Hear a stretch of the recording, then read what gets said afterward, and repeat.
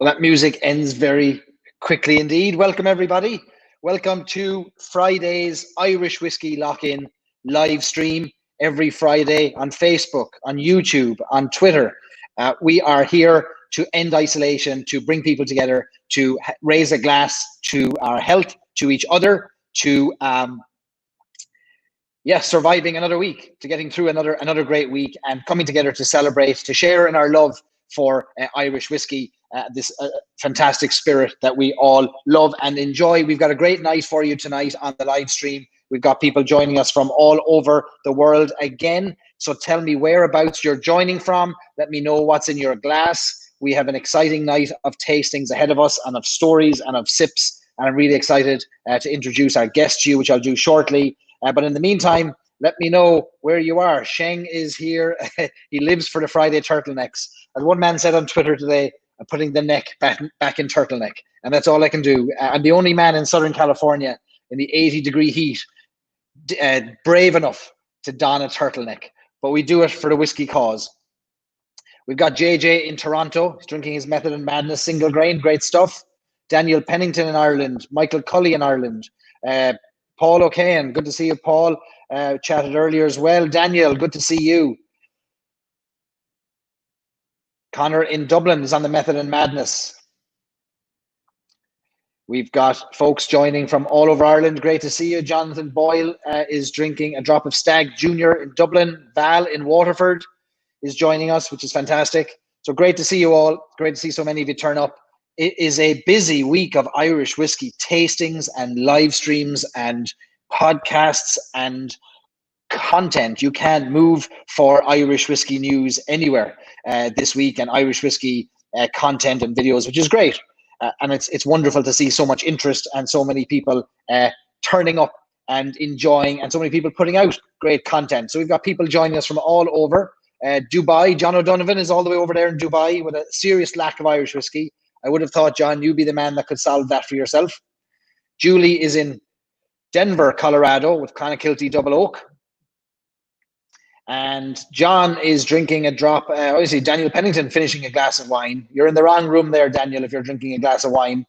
John is drinking JJ Curry Black Friday. Great stuff.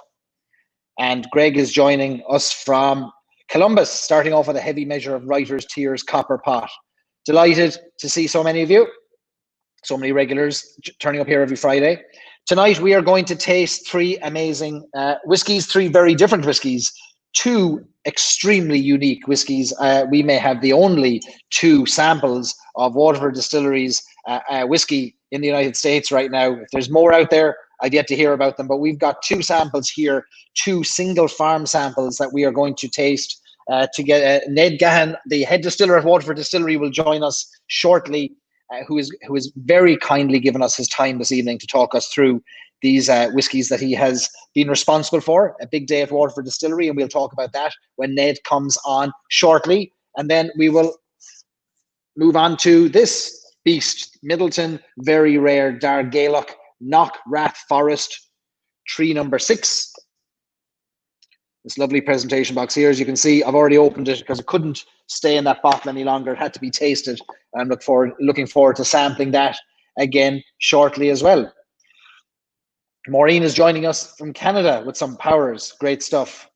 See, normally when we have whiskies here, people are joining with the whiskies, but the fact that we're starting with Waterford whiskey, nobody can join with Waterford whiskey because nobody has it, except myself and Ned and maybe a few others who've got a few samples who might be joining as well with their samples. But no worries, as long as you've got a drop of brown water in your glass, you're welcome here, and we'll enjoy your company, and I hope that you enjoy ours for the course of the evening tonight. So we have, like I said, a great lineup. Let me run through a little bit of the logistics first. So for those of you who have questions for Ned, who is the head distiller at Waterford Distillery, please put your questions into the comments, whether you're watching on Facebook or YouTube or Twitter. Feel free to add your comments, your questions, and we'll do our best to get to as many of those as we can. Feel free to ask any questions anytime. I always say there's no stupid questions when it comes to whiskey, because we're all learning and we're all somewhere along the journey and trying to understand more every day, and every day is a bit of a learn. So it's there's no shame in asking any questions at all. That's Dram Good is joining us, and he has some Waterford samples. Of course he does. There's nothing that fella doesn't have in his locked away in his whiskey room. I'd be surprised if he didn't have it. So great to see Omar here joining us. So before we bring Ned on, let me run over a few bits and pieces with you. So great to see so many of you turning up at the Old Irish Whiskey. So what has been going on this week in the world of Irish whiskey? I wonder, let's talk a little bit about this week in Irish whiskey news. So as we've been mentioning for the past number of weeks, distilleries, many of the distilleries have focused their efforts on producing hand sanitizer, which is fantastic to see. And we're very thankful of their contribution to frontline workers and to those who need hand sanitizer in these unusual times. There are some whiskey brands and whiskey distilleries that are still releasing products, which is great to see. So a couple of bits of news for us this week. Let me see, I think for the third week in a row, we're talking about Redbreast. Let me see if I've got anything on Redbreast here in the news category. Well, Redbreast launched their Dreamcast ballot last week. And until Monday, I believe that runs is your last chance to enter there. So if you want to be in with a chance of being able to purchase one of their 490 odd bottles or 480 bottles, you must go to the Birdhouse, the Redbreast Birdhouse, to register your interest. And then the lucky winners will be drawn this Monday, and you'll be able to purchase your bottle. Sadly, only available to residents in Europe, not the United States, sadly. But sure, we can dream, and you never know, we might get lucky. One of these days, something like that might come our way as well. What else have we got, though, in whiskey news? Well, you will may be familiar with Blackwater Distillery. I had a great chat this week with Peter Mulryan, who is the co-founder and CEO of the Blackwater Distillery in Waterford, not too far away from Ned and the team at Waterford Distillery. Peter and his team are doing incredible things down there on the banks of the River Blackwater, not far from the Cork border. Everything has to be measured in terms of its relationship to Cork. So this distillery is not too far from Cork at all, and which makes it good in my books. But Peter's has very strongly held beliefs, as all Waterford distillers and Waterford whiskey people seem to have, which is great. And Peter this week and the team at Blackwater are releasing a whiskey under their Bonder brand, under a Bonder brand label called Velvet Cap. And Velvet Cap Irish whiskey launches this Sunday, 31st of May, which is in 2 days' time. And they will be launching on their Facebook page, the Blackwater Distillery Facebook page. And myself and Omar Fitzel from That's Dram Good will be joining Peter Mulryan, the founder, and John Wilcox, the distiller of the distillery. Therefore, the four of us will be having a chat Sunday at 8 o'clock Irish time. That's 12 noon Pacific time in the US and 3 p.m. Eastern time. But we'd love you to join us to learn about Velvet Cap, this release that is a very affordable release. Really interesting what they've done with this. I'm looking forward to having one of these rare chats, because it's not often we get to hear from Peter and John in Blackwater, and you'll be able to ask them questions about what they're doing, and they'll share details of their whiskey program that's been in progress now for a few years. So really interesting things happening there. So that's what's happening in whiskey news. Nothing else really this week of note. If there are any whiskey brands, distilleries who are listening, who are viewing, that would like us to share any news, feel free to send it my way anytime.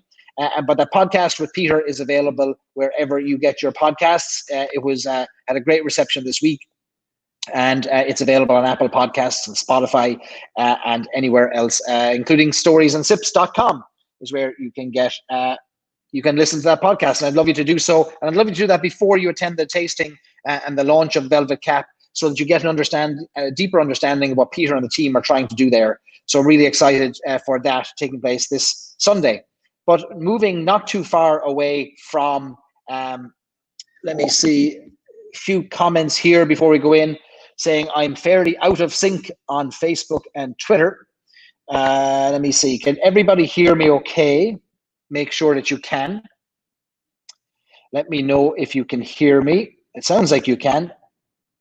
Maybe there's a few of you having some trouble there, but feel free to pop in if you're having, pop in the comments if you're having any issues with the sound, and we'll see what we can do to play around with it.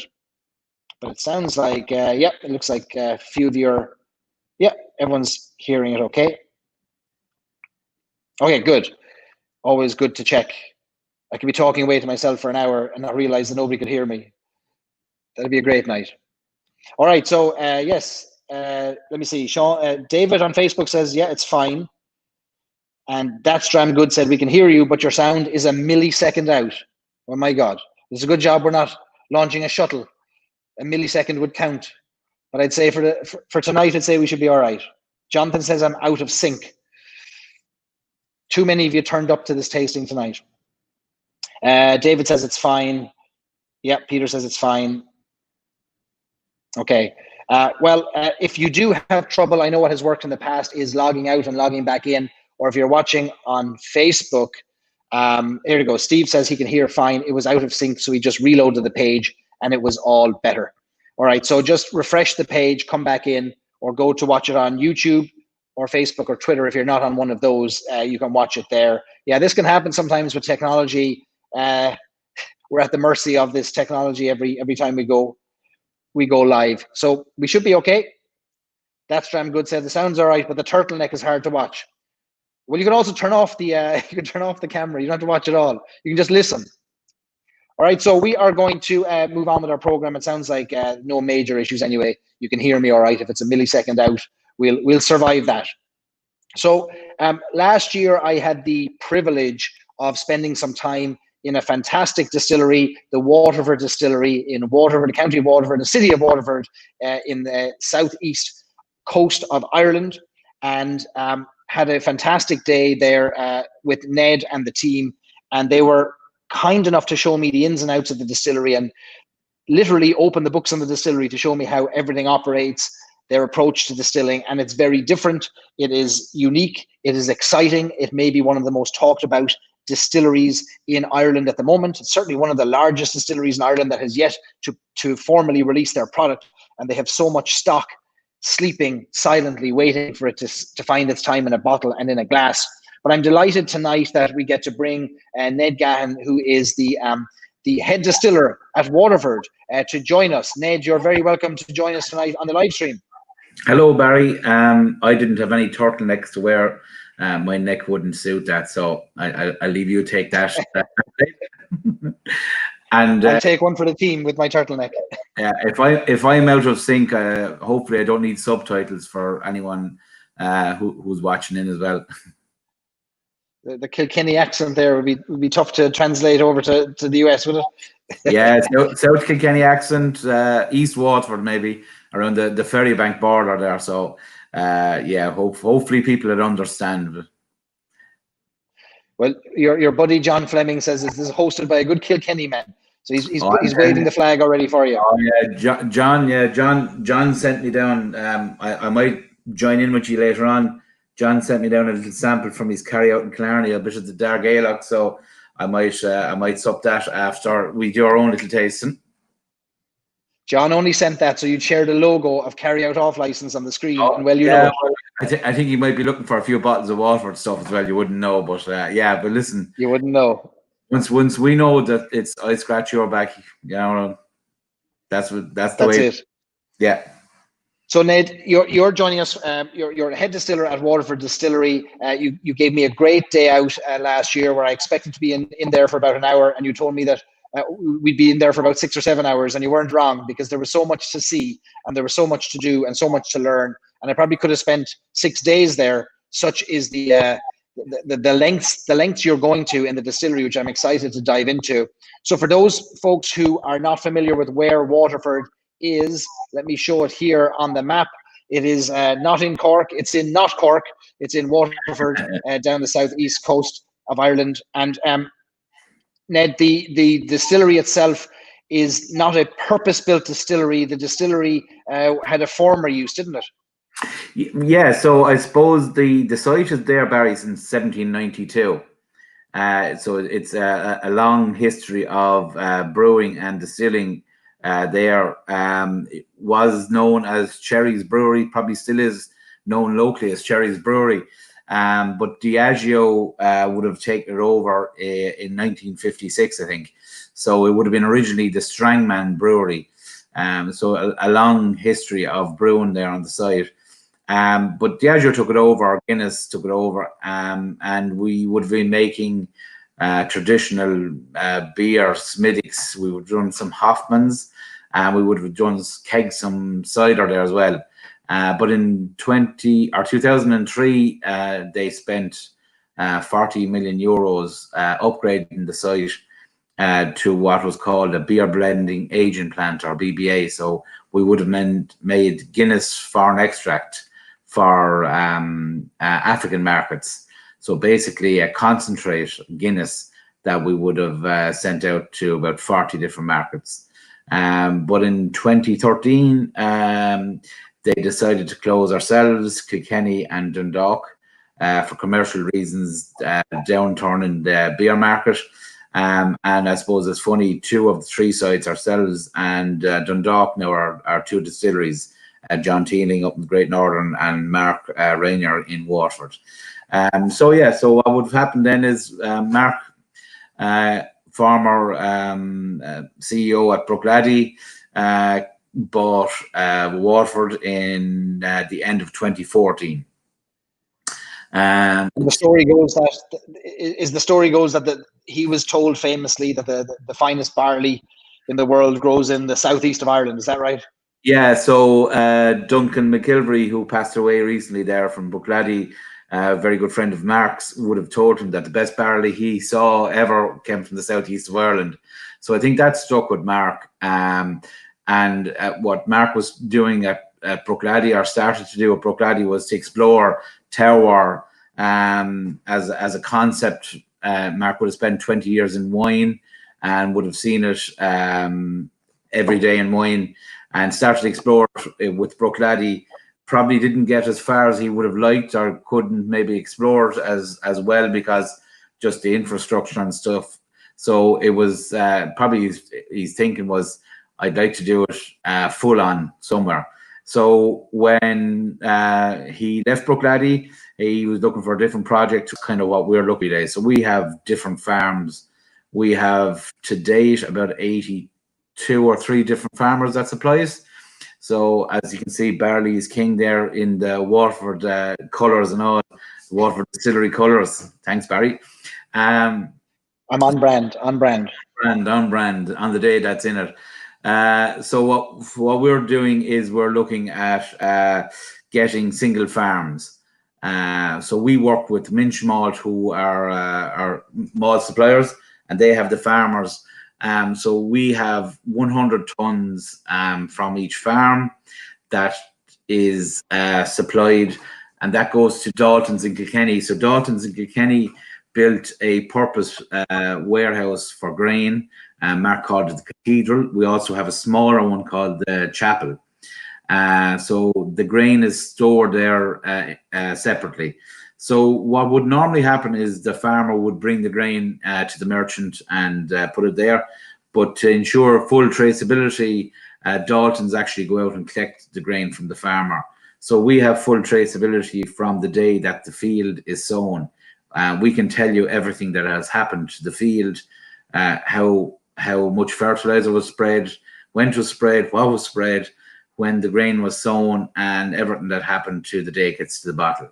So that starts our traceability. So this project doesn't work without Dalton's, without the Cathedral, without keeping the grain separate. So when it goes there, and it's dried and stored, and until it breaks dormancy, and then goes to be malted in a toy. And I think that process can't be stressed enough, how different that is to so many other distilleries and what they're doing.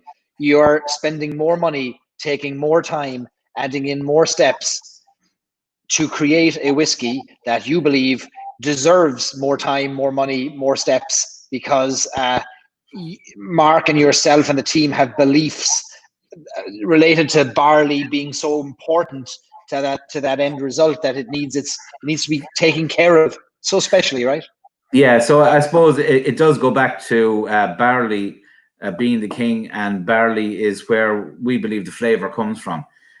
So it's been known for years and years, and been talked about, that terroir it exists in wine, and it stands to reason that, you know, flavor in any food, be it your carrots or your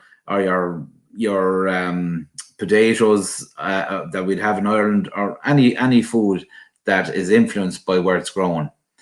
So barley is no different. So for us, terroir is, what is terroir? And I suppose we have our own way of spelling it as well now. I suppose we have it T-E father I-R-E-O-I-R, which is era in the middle. So that's kind of the way we're looking at spelling it now. So what is terroir? It's the environmental impact on the plant. So it's climate, terrain, soil, topographic, people. That all affects how the plant is grown. In our case, barley. So we have fields. A lot of them in Ireland are not quite flat. They're undulating. So if you have a field like that, the dip in the field, or the hollow in the field, as we'd say in Ireland, could be wetter than the top half of the field. So even in a field, you'll have different soils. The other thing that I suppose, what we're doing is we're looking at proving this. Very quick on the typing there, Barry.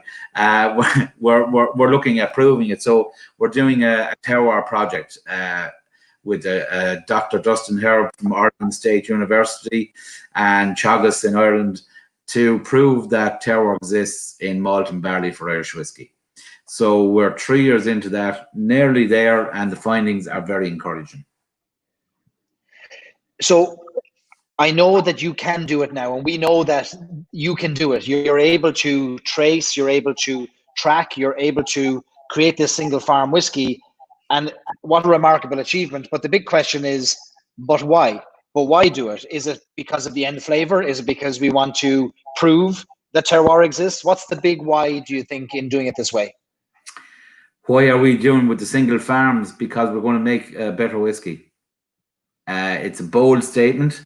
It's Mark, I suppose, was looking for the most profound whiskey that we could make.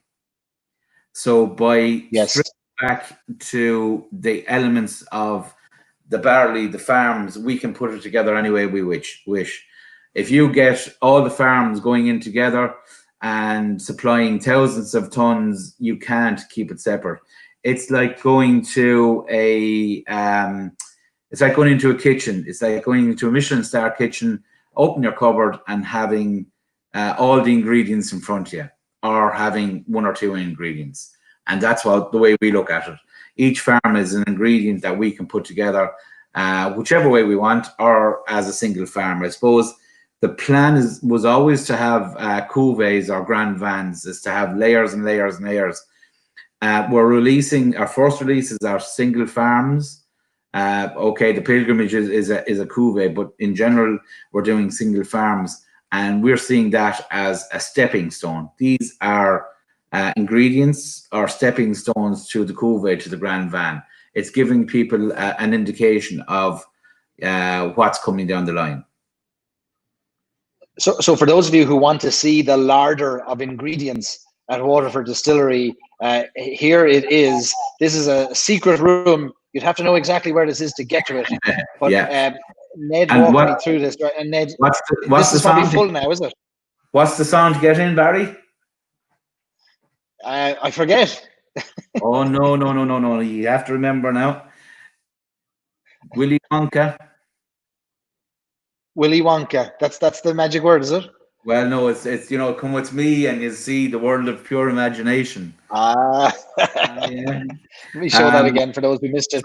So this is your library of ingredients that's growing. Yeah, so what we have in there is, off every spirit run that we do from the stills, we keep a spirit samples. So that's the library there at the so from February 2016 to date, all the samples are in there.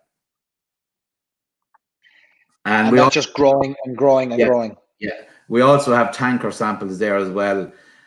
So the good thing about that is, we were able to go back and do 3 years study for terroir because we had the samples there. So that enabled us to be able to go back and do that. So Dustin Harry Rifkin in Scotland, Teagasc are doing all their mass chromatography and tastings and all that. So to break down it, to say, yeah, terroir does exist, and hopefully in a short while we'll have a piece of paper that will prove that. It's very hard to, in my opinion, to debate the reality and of the existence of different soils, different, even within the same field, different gradient, shade, you name it, affecting different parts of the field. I've used the analogy of two oak trees next to each other will give you different size acorns and different number of acorns, and different things will affect that, right? Yeah, so I suppose that, you know, the new potato in Ireland is one thing, but for anyone who's into growing plants, a hydrangea can be pink or can be blue. And why is it pink or blue? It's the soil, it's the pH in the soil. So that's probably the simplest thing to saying, listen, you know, the soil affects the color of a flower. As simple as that. Simple as that, yeah. So why don't we talk about this single farm concept through the tasting and nosing of these whiskies? Yes. So which one we've got two here. Yeah. Which one should you tell me? You're the head distiller. No, I leave it up to you. I'm only the guest on your sublime show. All right, Rathclough. Let's start with Rathclough. Okay. So yeah, we'll start with that one. So you have a fancier bottle than I do, but Richard Raftus is Rathclough. And I have him poured into my, can you see the Waterford? I can. Glass. Very fancy. Yeah. So yeah. We'll start with Richard. So Rathclough is Richard Raftus, and Richard is Kilkenny. And I suppose the two that we're going to taste, Barry, are both the same barley variety, Irina, and I think they're both, if I'm not mistaken, 2015 Irina. So both sown and harvested in 2015, and then were both distilled in 2016. So Richard Raftus was distilled on the 7th of July 2016. So Rathclough. So this is Rathclough. Okay. Yeah. And yours and mine are both at 50%. 50%, yeah. So this is a single farm. So the barley came from one farm, one distillation with that barley. That spirit was then distributed amongst 4 different cask types. 35% of the spirit went into American, 40 so first fill American, 20% into new American. So each farm gets the same. Yeah. So so when we distill, we have 20 still runs, and that will go into roughly the same cask breakdown of 50% first fill, 20% American new, 25% French, and 20% VDN. But what we have here is it's a blend of the casks are 35% American, 20% new, 25 French, and 20 VDN. So it's taken from the casks and broken down from that. So what we're tasting, what we're nosing here, and what we have in our glass is the taste of a farm. It's not the taste of anything beyond. It's one farm, which is Richard Raftus, Rathclough, 50% alcohol, and that would have been put into the cask at 71.82%. We don't break it down to 63.5. We put it in at full strength, and we leave it mature then. So this is, I think, am I right in saying 1,170 days old? Is that on the back of the bottle, Barry, or something like that? Or is That's right. You're great memory.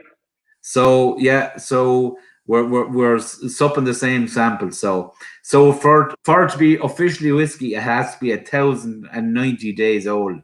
So this is just over 3 years.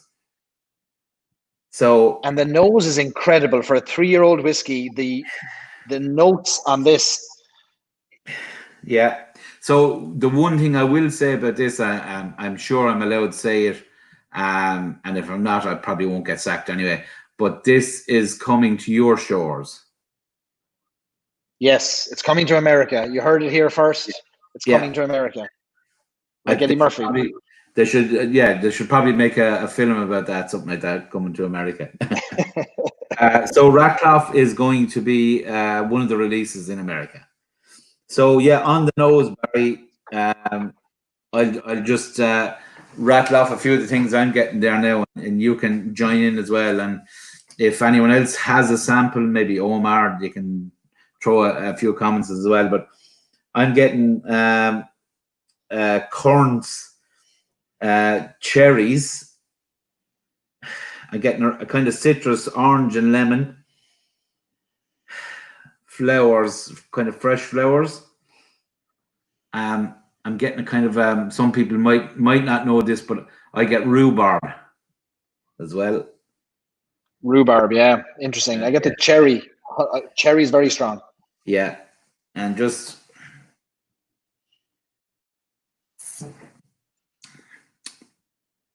oh yeah, it's very oily.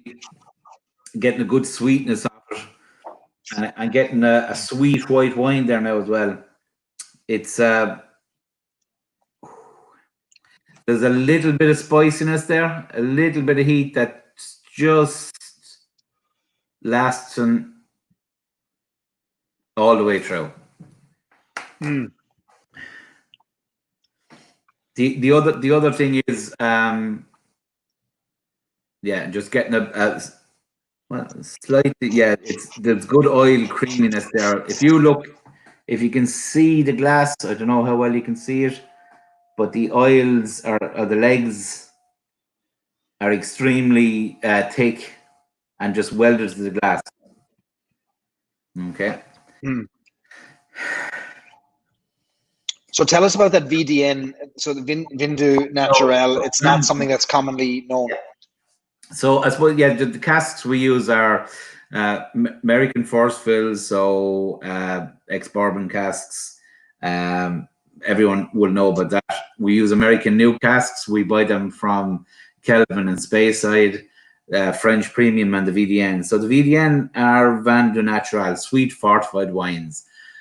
So we are looking for sherry, port, Madeira, Masala, Riesal, Sautern. So we're looking for casks that are not seasoned, casks that are genuine casks. So we're looking for sweetness from that.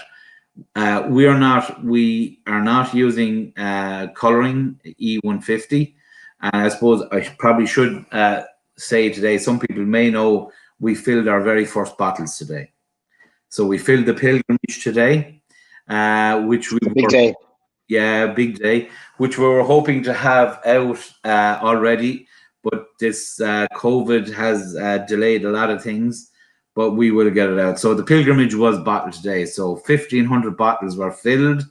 And you can see Paul there standing proudly outside of the distillery with bottle in hand with our Ghaelach glass stoppers. So those were filled today.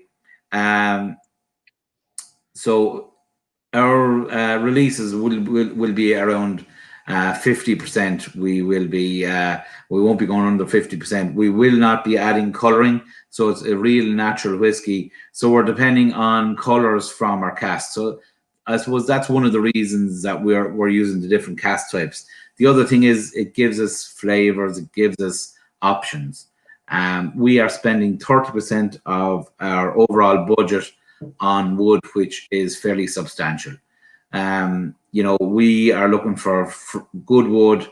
We won't be using third, fourth, fifth, sixth fills. We won't be recharring. When we get to probably 3 fills, we'll be selling on, and we won't be using nothing like that. So I don't know how we got. It's like Ned, when you bite into a liqueur, like a chocolate liqueur that has like a cherry liqueur inside it, when that pop of the chocolate, when that liquid comes out, is what I'm getting from this. There's a sweetness, a rosy red sweetness to this on the palate.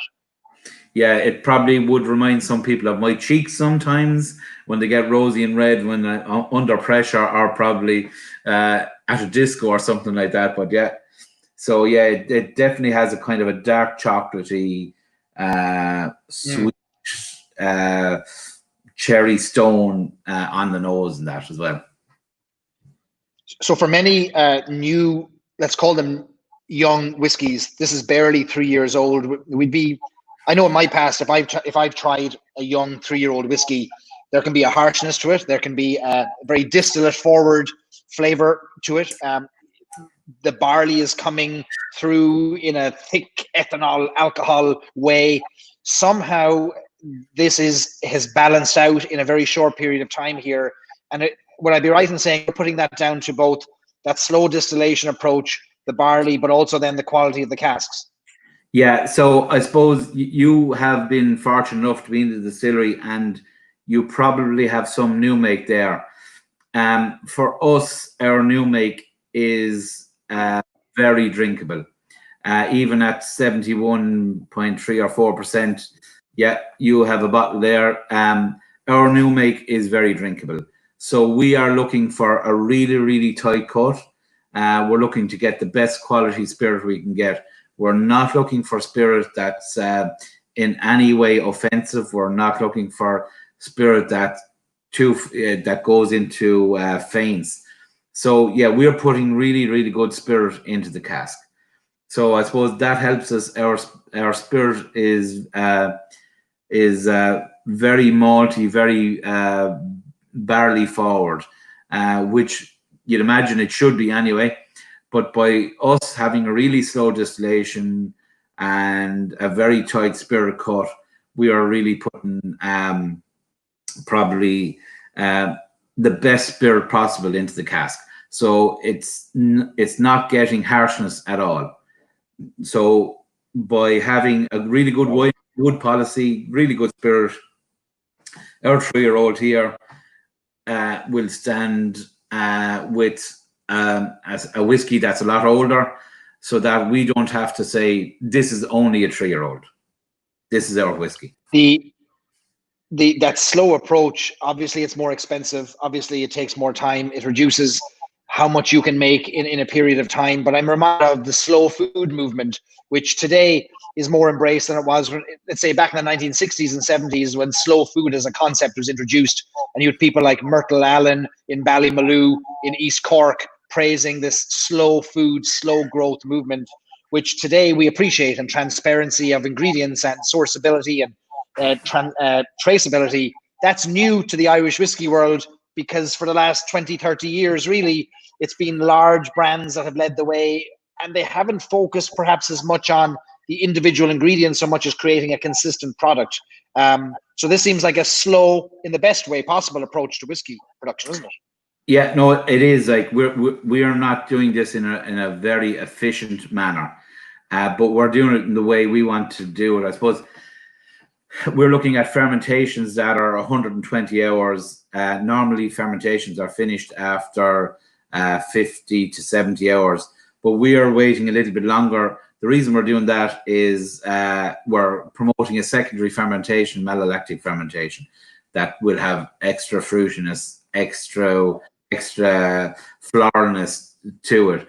So everything that we do is just slow. It's just doing it the way we want to do it. We're not doing it in an efficient manner, and we're not doing it for to get volume through the distillery. We're doing it to get quality through the distillery.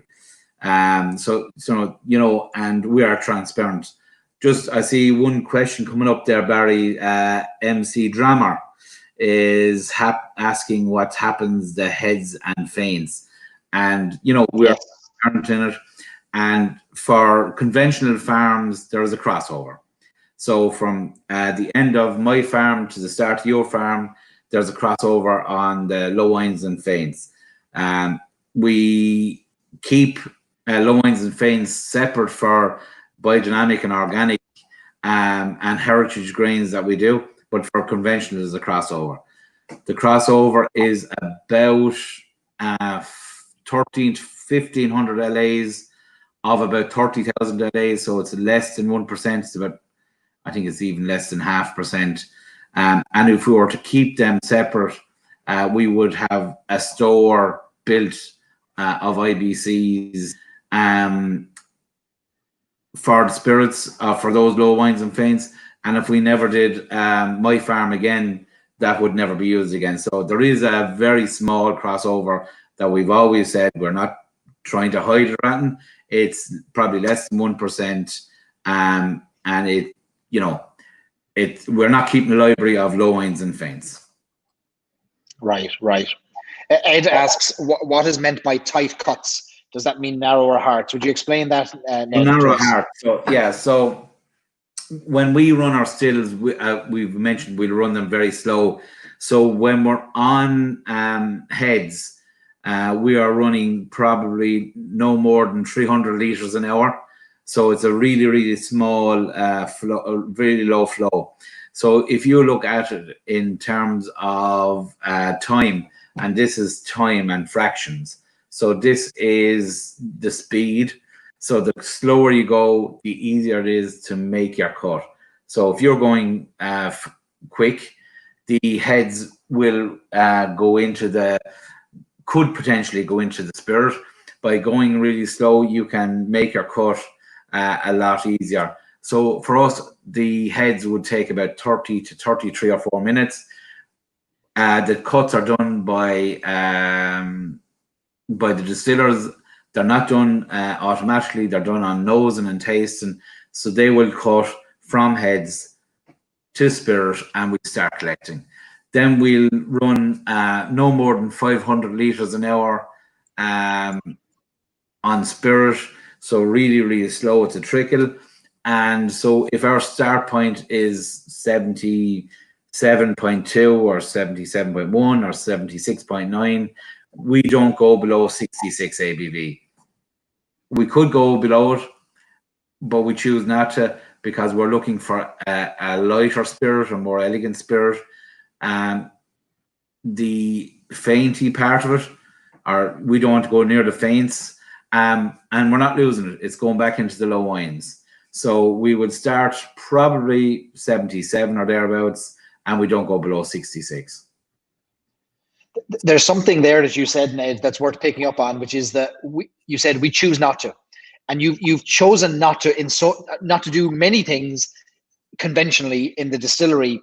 And why I want to highlight that is when I went to the distillery, I didn't know a lot about what you were doing. I'd heard about this project, and I'd heard about the beliefs that you all had, but I was a little bit skeptical, I'm skeptical at baseline, but I came in with a bit of an open mind to learn. And I remember leaving the distillery, and my head was about to explode because of everything that you'd filled me with. And I went away for 2 days, went up to Kilkenny, I went up to Dublin, and I came back down to Waterford. I was going to meet my dad in East Cork. And I stopped off in near Cappoquin in Glenchillane Woods for a walk with him. And I sat down after the walk, and you might remember I sat down and I shot this video to talk about my time in Waterford, which was a 20-minute video of me just nonstop talking of all of these things that you're doing, because I was so blown away by the flavor that came out of the other end of all of those decisions and all of those choices and all of those moments where you said, but we've chosen to do it this way, we've chosen to do it that way. And I can't emphasize enough how different that makes this taste. This is not like any whiskey I've ever tried before, and I don't say that lightly. And I was accused the other day of shouting from the rooftops about what Waterford is doing, and there's a reason for that, and it's because it's so different, right? Yeah, I suppose if we strip what we're doing back, we have been put in, I suppose, a unique position with Mark as the main man, Mark Rainier, who has a very clear view of what he wanted Waterford whiskey to be. Combine that with investors who are with us for the very long haul and who are backing everything. So we started in 2015. We haven't had any income up to when we sold the pilgrimage. So what's this, 2020? So for 5 years, we have been spending a lot of money to do things the way we want to do it. And we are in a very fortunate position. Understanding that a lot of distilleries aren't as lucky as us to have those investors. But what do they want? What do we want? We want to make the most profound whiskey in the world. And how do we believe we can do that? By taking our time, by promoting barley as being the best ingredient, by having slow fermentations, by having slow distillations, by spending, are we allowed to use a little bit flowery language, Barry? Go for it. Knock yourself out. By spending a shitload of money on wood, on the best wood possible, by having a really good wood policy. Good barley, good spirit, good wood, good whiskey, hopefully. So it's as simple as that, but it's not. And throw in then, you know, we're saying this is Rath Culla, this is Richard Raftus, that will be in a bottle in America. Now, what do you want to know about that? We can tell you. We can tell you the day the field was sown.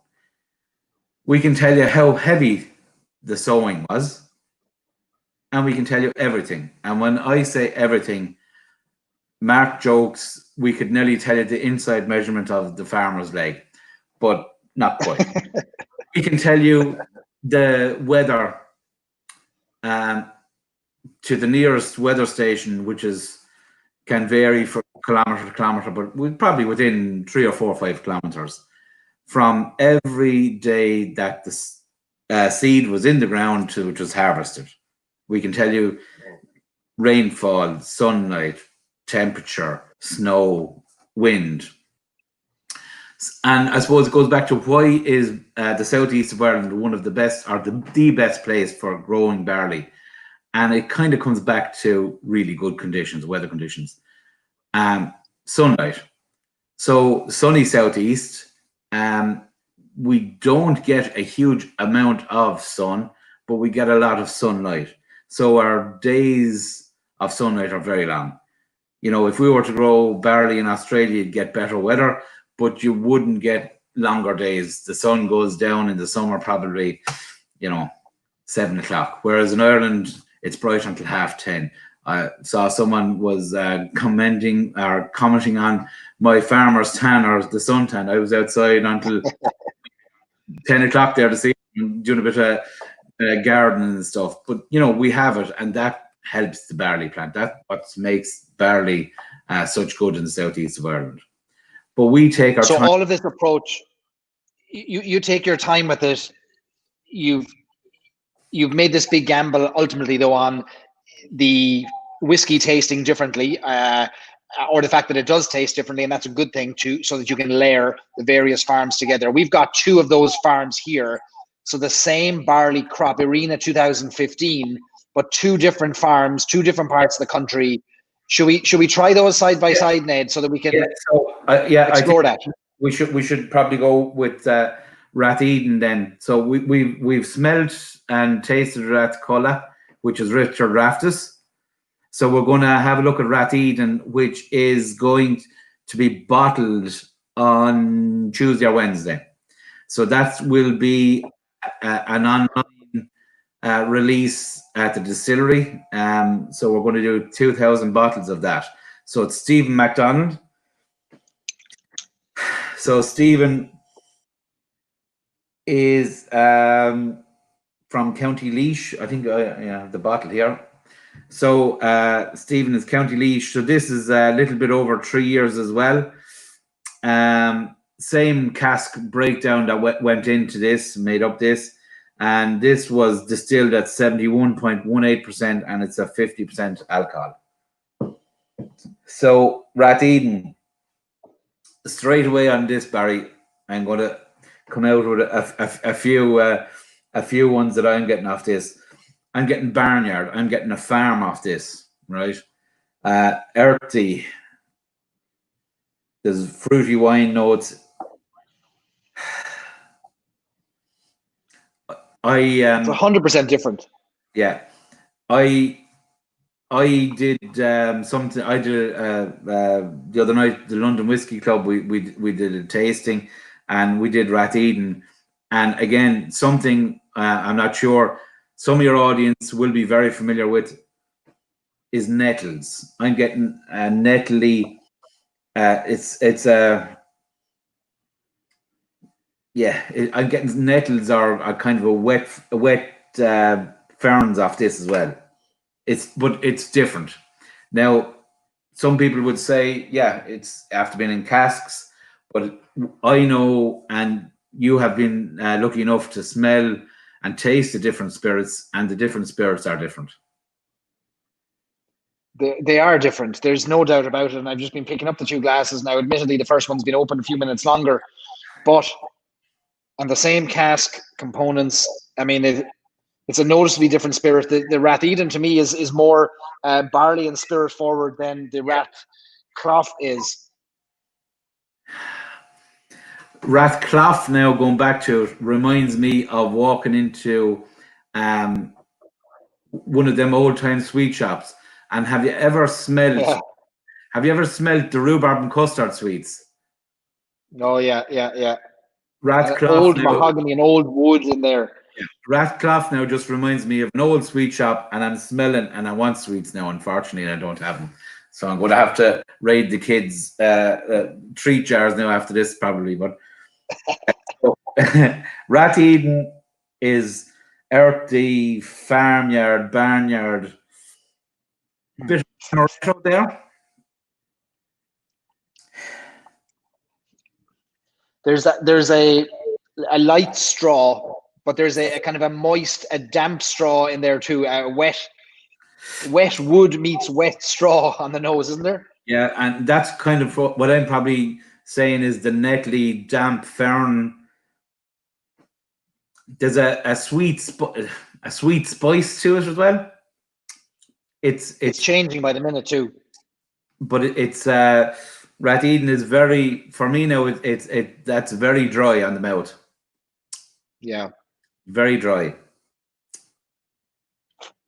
Yeah, but different. Both 3 years old, both same barley variety. Richard is in Kilkenny. Stephen Rath Eden is in Laois. Not a million miles away from each other. So the only difference here, Ned, for those watching, is the location of the farm. Everything else is the same. Everything else is the same. Yeah, everything else is the same. So it's the location of the farm. Now there might be slight sowing dates, but differences, but huge amount. But that's kind of going. That is part of terroir as well. What the farmer decides to do, how deep he wants to plough. If he had cover crops sown on the field prior to that, so if he had a cover crop sown, maybe that drew nutrients into the ground that release slowly into the barley. That's all part of it as well. And I spoke to Grace O'Reilly, the agronomist, not too long ago, and she was sharing with me the lengths that some of the farmers are going to, from organic to biodynamic, to influence the barley. So talk about that. I thought you were going to say there the lengths that some of the farmers were going to try and go out for Grace. So that's okay, Barry. That's all right. Sorry, Grace. Poor Grace. Poor Grace. Go out now. She'd be delighted. Grace is the agronomist, which is it is unique. One of the reasons that Grace is working in Waterford is to help us and the farmers interact and get the best out of the barley. We have conventional farms, we have organic farms, we have biodynamic, and we have heritage as well. So, a lot of people will know about organic, but may not necessarily know what biodynamics is. So biodynamics is farming with, I might as well say, the lunar calendar. So it's a different way of looking at it. So there's a way of farming where you work with the lunar calendar. You basically farm in conjunction with the movement of the earth, and look at your soil and see how what type of soil have you, whether you have an earth soil, which sounds silly, or a fire soil, or a wind soil. So you know what kind of soil you have, and you work with that. You have a couple of preparations. One of them is where you get cow horn, fill it with manure, and bury it, and you leave it to ferment. And after a period of time, you add the terrain water and you spread it on the ground, which sounds mad and probably is slightly, but you have to taste it. The flavors are, I don't know, did you taste the biodynamic, Barry? I did, yeah, I did taste it, and I talked at length with Grace about it too. And it is taking farming to a whole new level, like filling cow bull horns with manure and planting them at certain times, and only, yeah, I mean, it's a whole new level of lunacy, but towards the better end, right? Like, it's no different than what you're doing. It's just taking it to a whole new level. It is. I suppose trying to understand it a little bit more.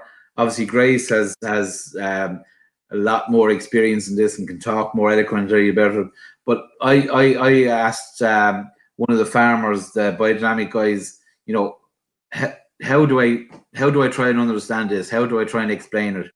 And he said probably the simplest thing is when a conventional farmer sees weeds come up in a crop, he sprays it just to kill weeds. When a biodynamic farmer sees a weed growing, he wants to understand why is the weed growing? What is missing in the balance of the soil that's giving the nutrients to the weed and not the plant? And what does he need to bring the soil back into balance? And I thought it was a really succinct way of explaining it and to understand it. So, you know, we are quite lucky in that we have a great relationship with the farmers.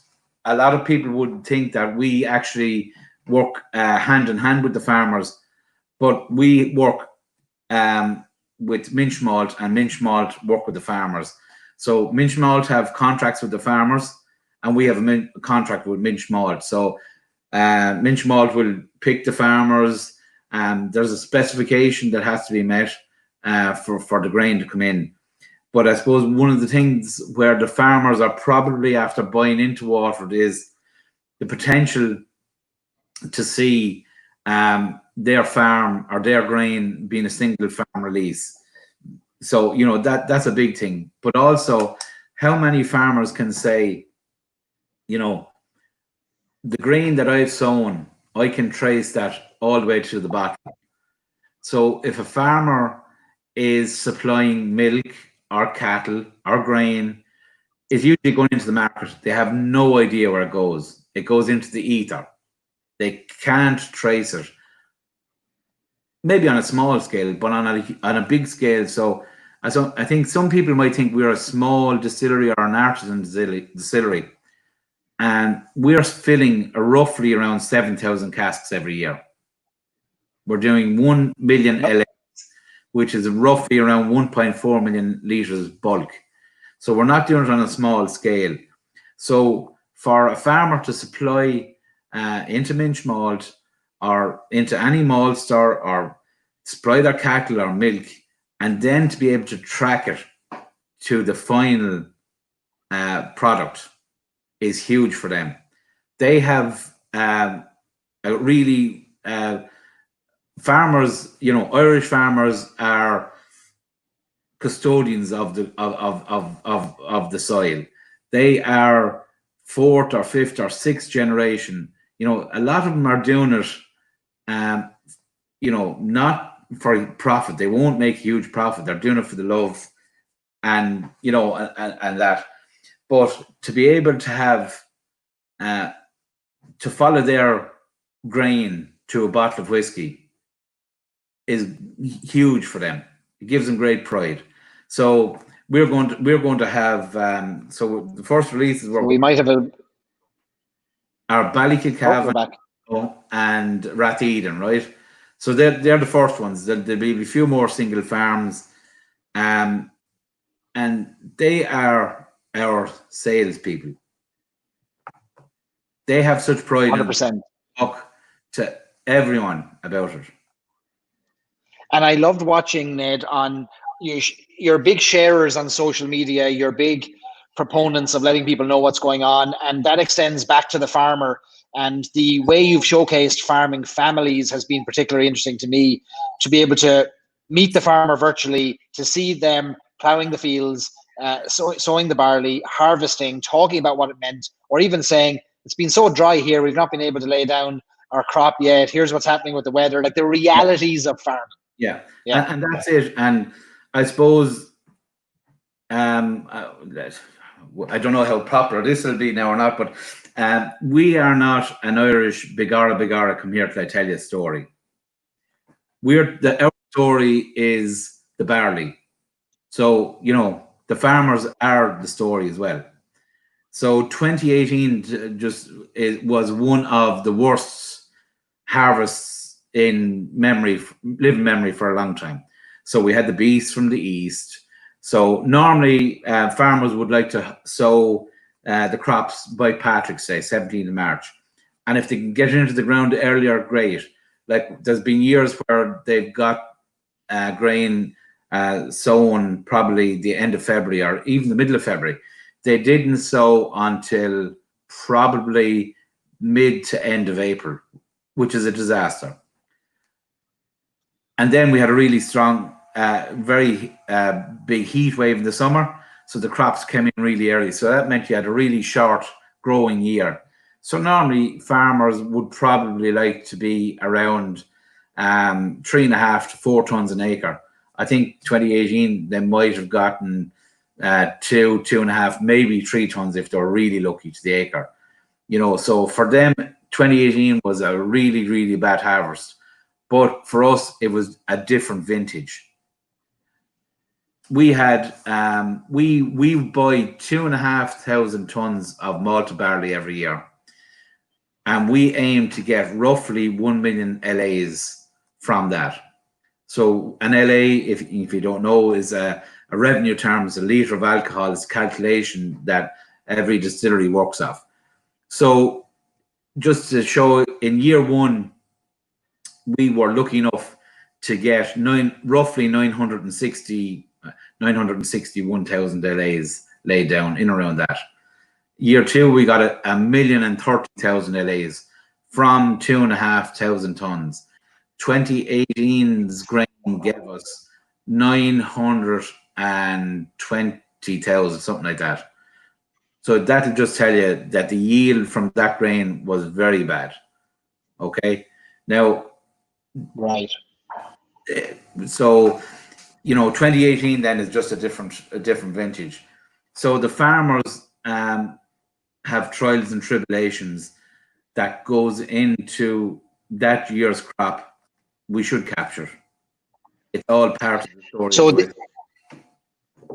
the best-selling Irish whiskey in the world is a consistent blend. It's going to taste the same this year, whether it does this year and last year. And that's a great thing because we know what's in the bottle and we know what to expect. And when we come back to it, we know what we're going to taste. And that's fantastic.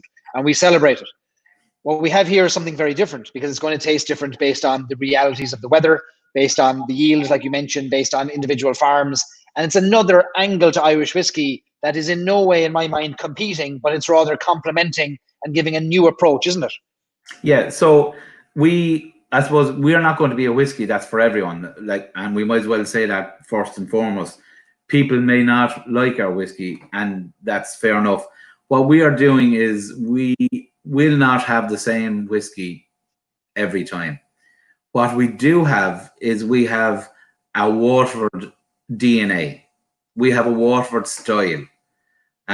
We know our spirit is going to be, like myself, light and elegant and very fruity and floral. Don't everyone laugh at the one time. So we know the stills will give us that, and the way we distill will give us that. And then it's up to the vintage. Every year will be something that's slightly different. And I suppose the thing with the Terroir project is we're seeing that as well. So we're seeing that from year to year to year that things are slightly different.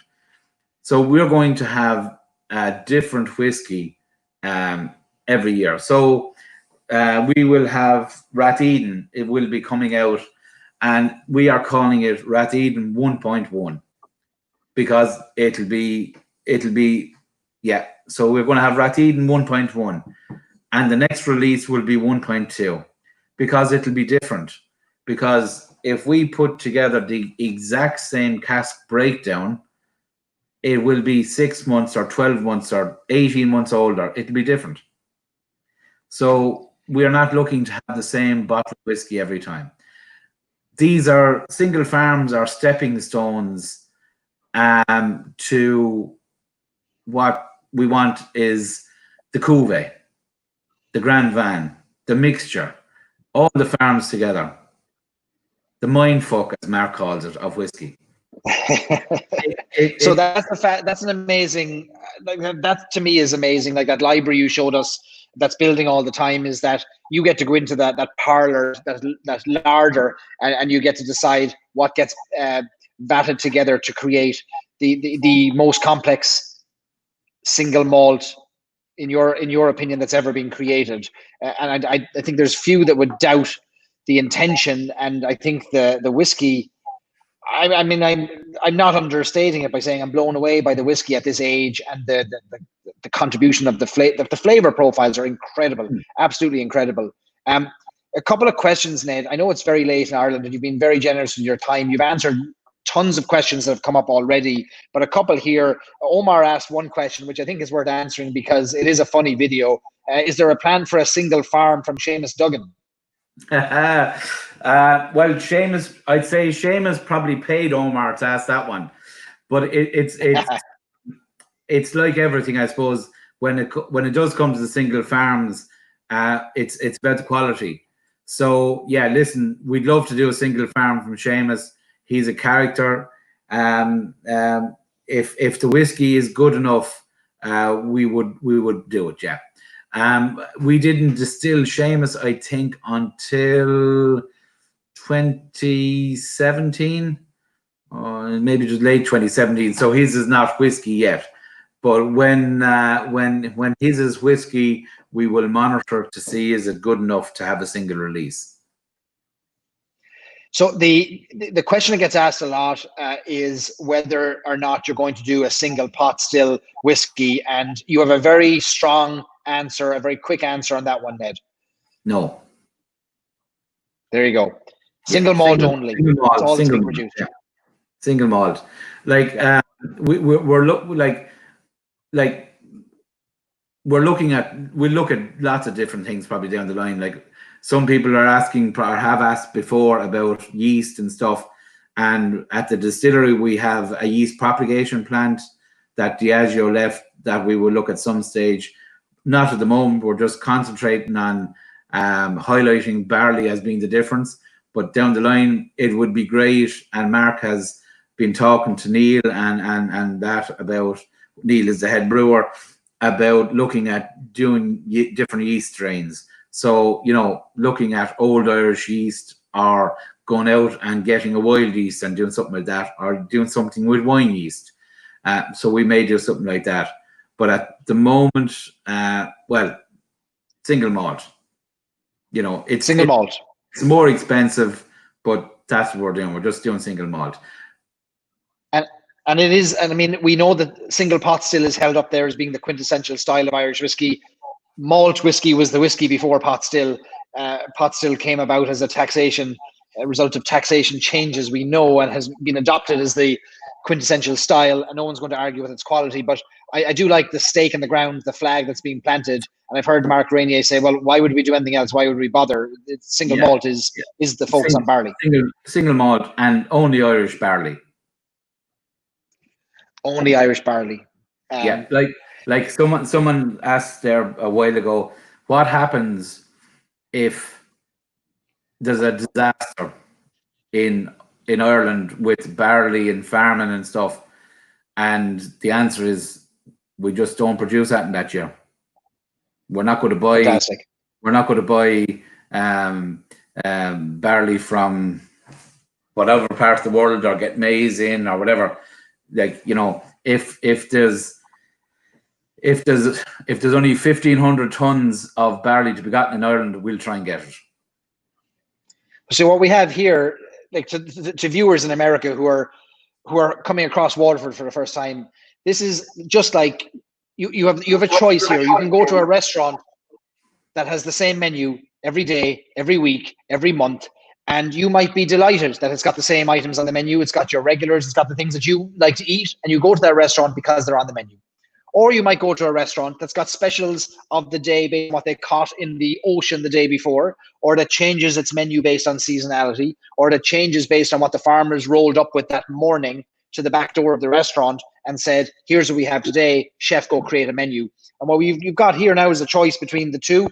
You don't have to choose one over the other, but isn't it remarkable and an amazing point we find ourselves in Irish whiskey that choice now is available to us as consumers? Yeah. 100%. Yeah, and I suppose the other thing is some people will say, geez, they're very arrogant and very cocky. But if you like what you're doing, if you trust what you're doing, why wouldn't you talk about it? Why wouldn't you try and bestow the virtue of it? Like, I suppose the other thing is, like, I use this line a lot, and it was a political answer for the farmer. We have a party every year. We won't be having it this year, but we'll have something where two neighbouring farmers will come in and say, which is better, which whiskey is better, mine or his? And I'd say coffee. And the reason I'd say that is because everyone tastes something different. So what I would say is, this may not be the best tasting whiskey in the world. That's up to everyone's interpretation and what you like and what you don't like. But you will be hard pushed to say it's not the most profound, it's not the most complex whiskey in the world. In that we can layer flavors and farms on top of each other. So you may not like it. That's fine. But you will be hard pressed to say it's not the most complex and not the most profound whiskey in the world. And you'll know where it came from, and you'll know what went into it, and you'll know why it tastes like it does, which I think is increasingly more important. The last question I have for you, Ned, is a combination of a few questions put together, really, and I think you've maybe touched on this, but what kind of differences then are found in the end product from the same farm year on year? Is it just weather, or does the soil type change and evolve? Do you have any insight into that yet, or is it too early? So we have insight into it because we have, I think we've about 5 farms that we've used every year, and it's amazing the difference. We've also some farms that we've used on and off, and we'll be able to probably show you with the Tower project. But just as a simple thing in that, we'll say Philly O'Brien is one of the farmers we've used the whole time, and Maura's working at the distillery. But like, he may not use the same field every year. He may use different varieties. Okay.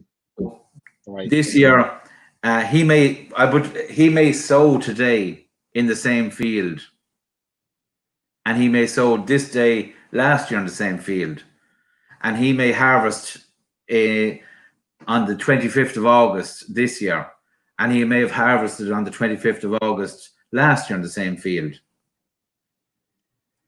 But the rainfall, so many variables. The rainfall is different.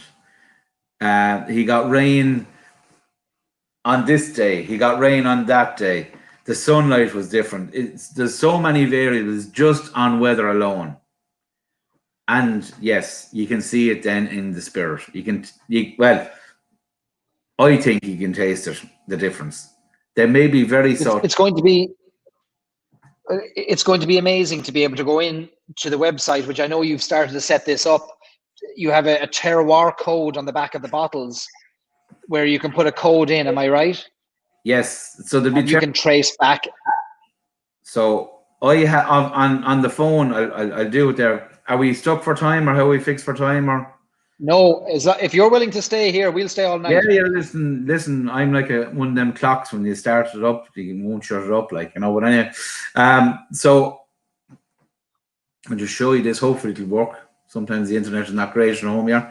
So this is, where's it gone? So this on my phone, I have Waterford. It's the Process Explorer. So this was built by Keane, who's stuck in Grenada. So hello, Keane, if you're watching, right? So if You can call out a. Where's it gone to me now? Not working. It's not working. 1 sec, I'll get it working. So what here. you have there is the ability to track, to trace, to pull up. I know you showed me a rudimentary version of this when we were in the distillery. Yeah. Pick a day, pick a farm. You could show me the license plate on the truck that drove the barley from the field to the grain store. It's not working. Typical, isn't it? It's typical. Launch day. You're like Steve Jobs on launch day with your new iPhone. Yeah, internet is not working. That's flipping typical, isn't it? So talk us through it. Tell us what it is that we're going to see there. So what I was going to show you was I was going to type in a cask number and just give you everything that was associated with that cask number. The farm that went into it, and it would just literally go up and down and show you everything. But typical is not working. Internet is not working for me. Probably because I'm on this and I can't be on two things in the sticks at the same time. We're burning all your internet with the live stream. That's annoying now. 1 sec now. Well, when I asked Grace on our interview, I asked her if her work isn't the whole year round with the farmers in the sense of the sowing and the harvesting happens at a certain time of the year. I asked her what does she do the rest of the year, and she said she's doing data collection and she's tracking numbers and data points. And those are the data points then that are going in there for you to be able to display when I put in a cask number, is it? Yeah, so that's it. Like, so yeah, I suppose people would say, well, sure, what does the agronomist do when there's nothing happening? Like, but yeah, she goes out and makes sure that all the information that we have is correct. She might be bringing out weather station, putting out weather stations and stuff, but just to make sure that everything that we say that we're talking about, we can show you. You know that I think I said it to you before. We have provenance is the umbrella term, and it's a three-legged stool of the three T's: terroir, traceability, and transparency. So if anyone knows a three-legged stool, if you take away one of the legs, you'll fall over. And it's the same for us with the three T's: terroir, traceability, and transparency. If you take away one of those T's, the stool falls over and no one believes you.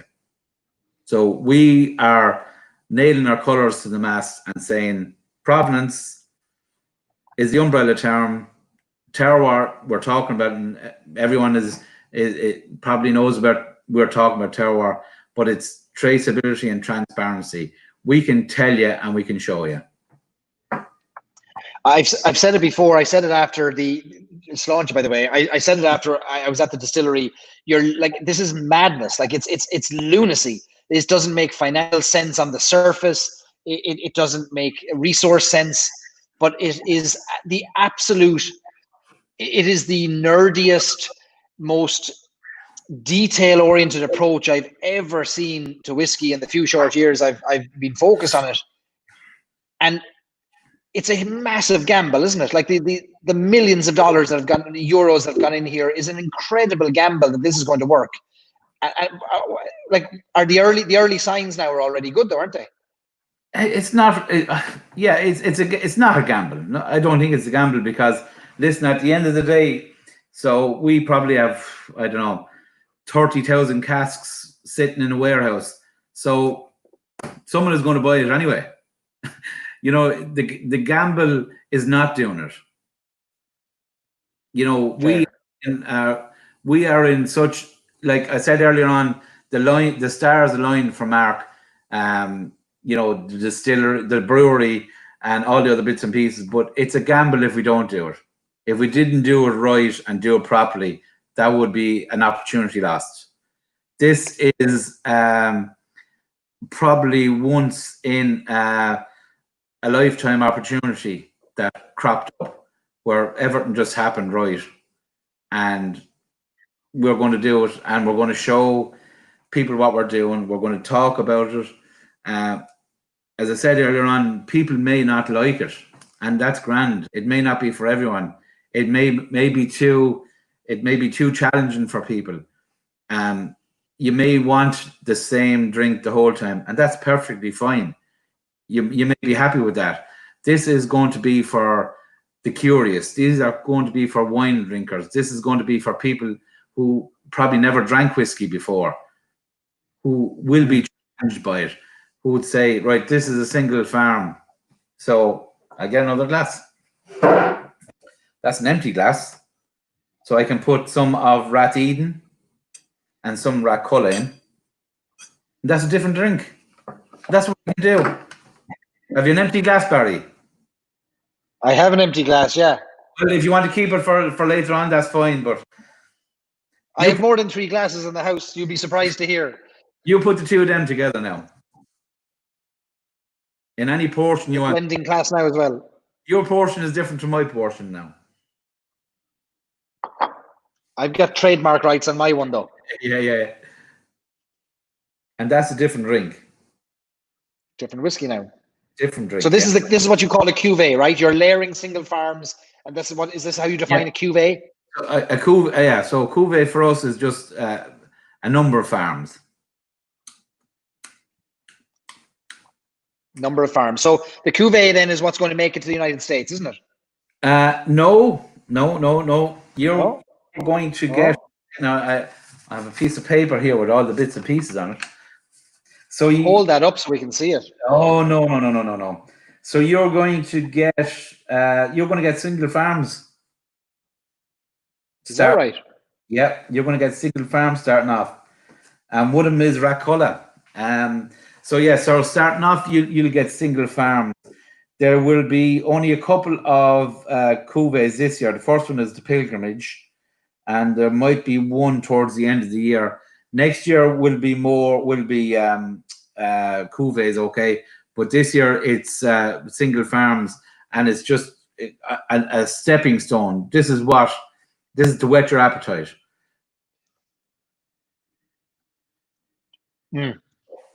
I'll for those who want to know when it's going to make its way to the US, I'll get that information from Mark and the team at Waterford, and we'll share that in the Facebook group Irish Whiskey Fans of America. So make sure that you're joined, you're members of that group. We'll share that information there, and we'll try and do something when it comes to the States as well, to do something more for Americans when it launches over here as well. Yeah, so I think it's been signed today. Might be wrong, might be right. But Raj from the Glass Revolution Imports are the American distributors. So I think that's today, and if not, it probably should have been. Sorry. Raj is going to bring it into America, so which is great. So it's good to have an importer there as well.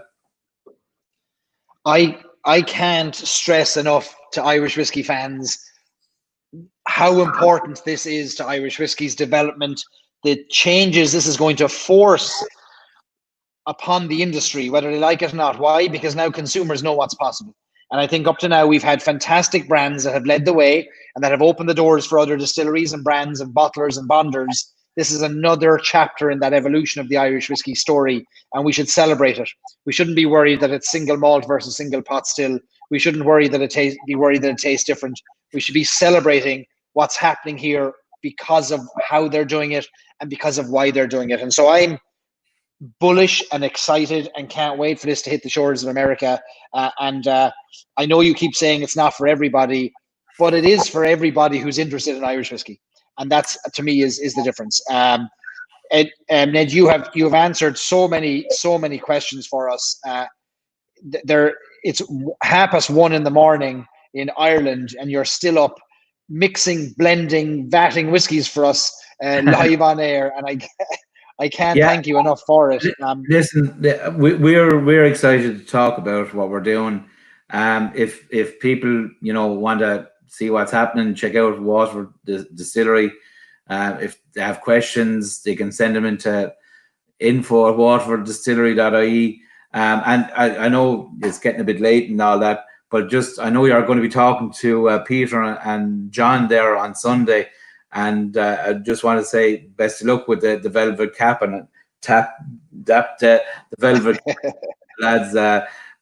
Because they're doing really good stuff. They're interesting you know, and it's in Waterford as well. So I know you're going to be talking to them on Sunday. So best of luck to them.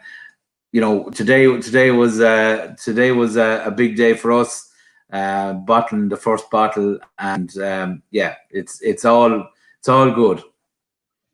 It is a great day. I congratulate you and the team. I see Megan is on here as well. Hi to Megan and Neil and all of the team there, and Mark. Huge congratulations. It's a monumental day. You'll all remember where you were today when this happened, that this is the fruits of your labor finding their way into a bottle, despite being in the middle of a global pandemic. Let's celebrate this evolution of Irish whiskey, and I can't wait to see it in the shores here. In the meantime, Ned, I'm going to let you slip away into the background and sup away if you like. But if you want to go to bed, you got your carry-out off license, John Fleming, roundabout in Killarney. Bit of Dair Ghaelach there to join you. But yeah, John Fleming is, yeah. Hopefully at some stage we'll get over to America to see everyone over there. In the meantime, yeah, everyone stay safe. It's strange times, but you know what we're doing is only a drop in the ocean to what's happening. But yeah, we'll have the crack and we'll enjoy it. What we're doing and well, you're welcome over here in America. We'll have a spare room for you. We'll make the pot of tea. I have a room here just for Irish whiskey people, so you're welcome anytime. Well, I'll hold you that, Barry. You know I will. Fair play to you, Ned. Thanks a million for joining us, and we'll chat to you again soon. Good night and God bless. Thanks so much, Ned. Ned Gahan, head distiller at the Waterford Distillery. What an absolute legend. I think you'll agree. What a discussion. I could have talked all night, but I want to be conscious of Ned's time. Honestly, now it's 1:30 in the morning in Ireland, and Ned is in there in a spare bedroom mixing whiskies for our pleasure and our pleasure alone. I think you'll agree, a fantastic conversation, all because of what Ned and the team are doing there in Waterford Distillery. I'm going to say it again. I've said it multiple times throughout this interview, throughout this live stream. This is a game changer. We're doing a 3-year-old whiskey here that has flavor profiles and an elegance to it and a quality to it that you wouldn't find in a 10-year-old or a 12-year-old whiskey. And it's all about the hundreds of steps that they have derived from what many distilleries and many brands might do in 3 steps or 5 steps or 10 steps. And that shows. It's a bit like putting your slow cooker on and cooking a bit of beef for 10 hours instead of trying to cook it, to tenderize it and to make it soft in an hour. You take your time and you get a better product at the end of it. It's incredible. Like I was blown away when I visited the distillery, and you have to get your hands on this. This is an unpaid advertisement for Waterford Distillery, and I will scream about them from the rooftops for as long as I can, because it's that good and it's that interesting. And even if your regular whiskey is a consistent flavor, it's a consistent blend or a pot still, that's fantastic. And I think you should stick with what you like, while at the same time at least sampling something different. 2 farms, same crop, same sown, almost the same time. They were days apart, 40 days apart that they were sown, different parts of Ireland, remarkably different flavor profiles. Wouldn't you want to cook with as many different ingredients as possible if you could? And wouldn't you want the best of ingredients rather than relying on frozen ingredients that come out of the freezer that are the same all year round? I know I would. So what we have here is a remarkable project, a remarkable distillery to look forward to. And looking at the comments, I think you all feel the same. So I'll get more details on when Waterford is going to hit the shores in America, and you better believe we'll try and do something with them to bring more of it to you all, whether that's in person or virtually. Chris, you're looking forward to seeing it in the US, and many more of you as well. Connor says up the Daisha. The Daisha is the Irish phrase, the word for Waterford. We're going to take a virtual tour of Waterford in a little bit, in a few minutes. We're going to tour some of the sites and the pubs and the attractions in Waterford as I continue on our virtual tour around Ireland. Last week we did Dingle. We took a tour we went from Killowen in County Down up to Bushmills in County Antrim, and then all the way down to the southwest tip of Ireland. We went down to Dingle in County Kerry for a virtual tour of the wonderful town of Dingle. Tonight we go around the county of Waterford, the city of Waterford, and we'll do that virtual tour. But before we do that, we'll crack open another whiskey, the third whiskey of the night. So those two whiskies, luckily I've still got some there. And if anybody wants to try these, then you're going to have to see me in person. And if you do, with social distancing rules applied, I'll be happy to supply you with samples as well and share the love around. Thanks, Omar, for joining. He's off to bed. You have had a long day, Omar, of whiskey tastings, and I watch on Twitter. I'm 8 hours behind Ireland here in San Diego, and I'm watching with interest the things that happen on the Irish whiskey world in Ireland on Twitter and Facebook and Instagram. And there are people here now at 1:30 in the morning in Ireland who have been doing something with whiskey for the past 10 hours, I think. And I don't know how you're vertical, maybe you're not, maybe you're watching horizontally, but your commitment to Irish whiskey should be celebrated, and I'm sure there's a place for you in heaven. Steve Edmonds, who's not too far away from me, says he'll be up soon. I see you've left a bit in those samples. Yep, you're welcome. I think you're up in Encinitas in California, 20 minutes away from me. Yes, I will happily share some of these samples with you, and some of the new make spirit as well, because this deserves to be tasted and sampled. I haven't even opened these yet. This is the new make spirit, straight off the still, which has yet to be tried as well. All right, so let me see. What have you moved on to? Steve is drinking Green Spot in his Tua glass now. What else are you drinking? Tell me what you have.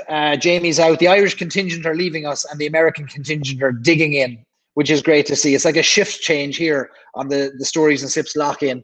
The Irish are tapping out. And over here in the West Coast, we're only getting started. It's only 5:30 in the evening for me and Steve and a few others over here in the West Coast. Johnny wants me to email him a dram. I'll send it as an attachment, Johnny. Check your email and make sure you get it. Daniel Pennington, who's still up and about there in Cork, is on Killowen rum cask. We drank Killowen last week, the tequila cask in last week's live stream. Daniel's drinking the rum cask. Great series there. Connor says the Irish are clinging on. You're not dropping off yet. It's only the hardcore Irish now are remaining, Connor, I think. And I'd be very impressed if when we sign off in another half an hour, there's still Irish hanging on at 2 o'clock in the morning and you're still somewhat coherent. That's a big, I think that will be a big win indeed. John is going to stay on. John Fleming is going to stay on for the Knockrath wood tasting.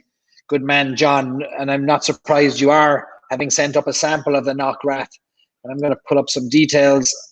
I have the Knockrath first here as well. This is a complicated beast of a whiskey that we have next. All right.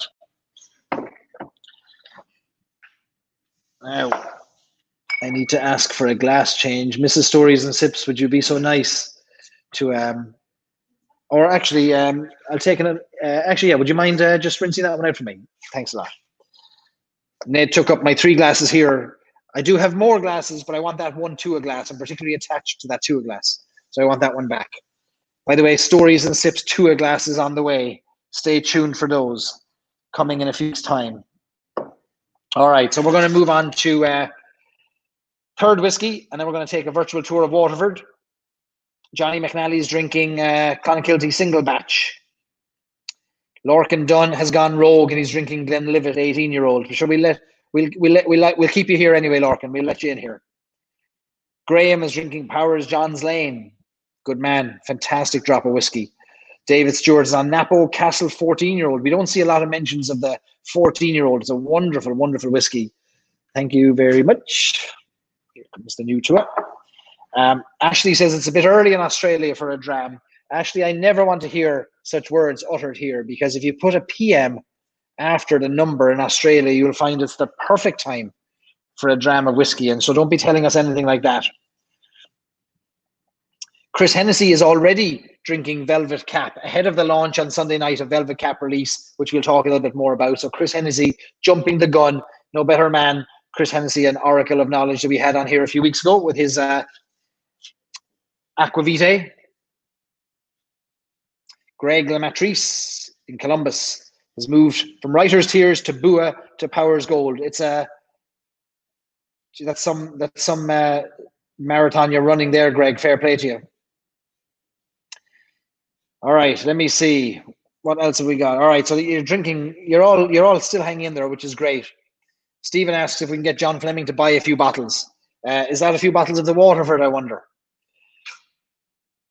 And Damien is there with his Jameson Black Barrel.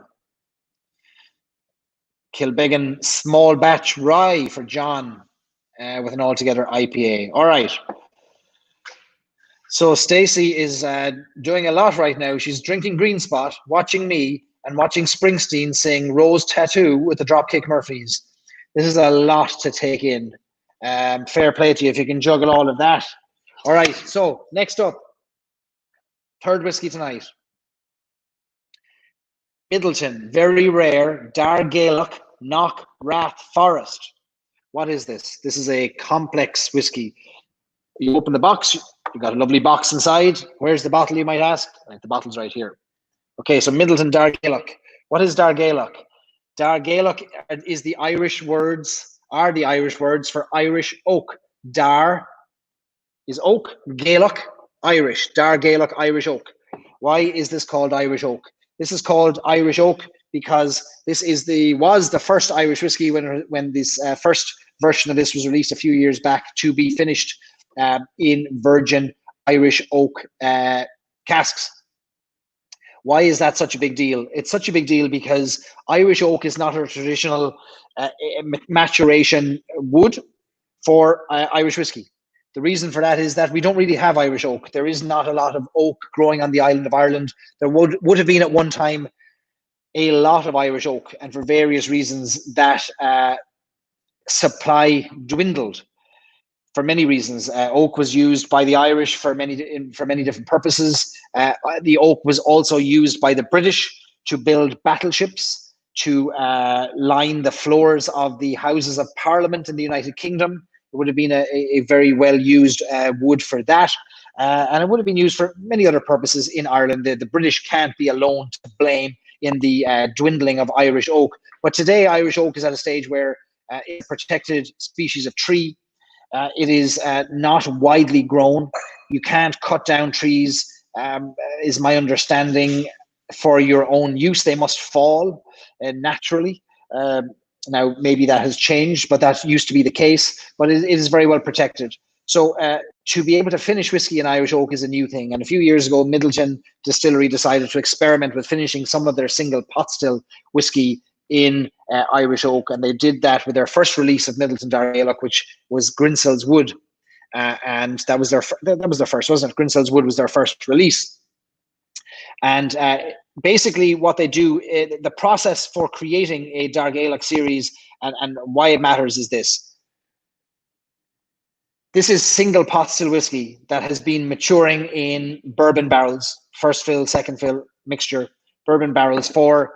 In this case, it's, I believe, 15 to 28 years old or 13 to 26 years old. It depends on where you look and who tells you and which version of this you're drinking. But single pot still whiskey that has been aged for a generous period of time in bourbon barrels is then finished for 2 years, up to 2 years, in virgin Irish oak casks. This Irish oak comes from different forests. So in the 3 releases that Midleton has released of the Dair Ghaelach series, they have focused on different forests. Grinsel's Wood is a forest in Kilkenny. Bluebell Forest was a forest in Kilkenny. And now we have Knockrath Forest, which is a forest in County Wicklow, in the Vale of Clara in County Wicklow. These 3 forests gave up a number of trees. In this case, 7 different trees fell or were felled, and those 7 trees were identified as being the trees that would be turned into the barrels that would then rehouse and finish single pot still Irish whiskey. When these trees were felled or fell and identified, they were then sent to Spain, to the sawmills in Spain. I have some of the details here. There's so much detail in this. They are sent to the Madrbar sawmills in Galicia, in Spain, and there these 7 trees were quarter sawn into staves, the staves that would create the cask, create the barrels. They then go from the sawmills to the cooperage in the Jerez region of Spain, which is the, which cooperage is that again? Yeah, the Antonio Paez Lobato cooperage in Jerez, where they're laid out to dry. So they're laid out to dry in the sun there in Spain, in the Jerez region, in the southwest of Spain, for 15 to 18 months. They're dried out until they reach a certain level of a percentage of moisture or humidity inside the wood, which makes them workable to be turned into the final barrels.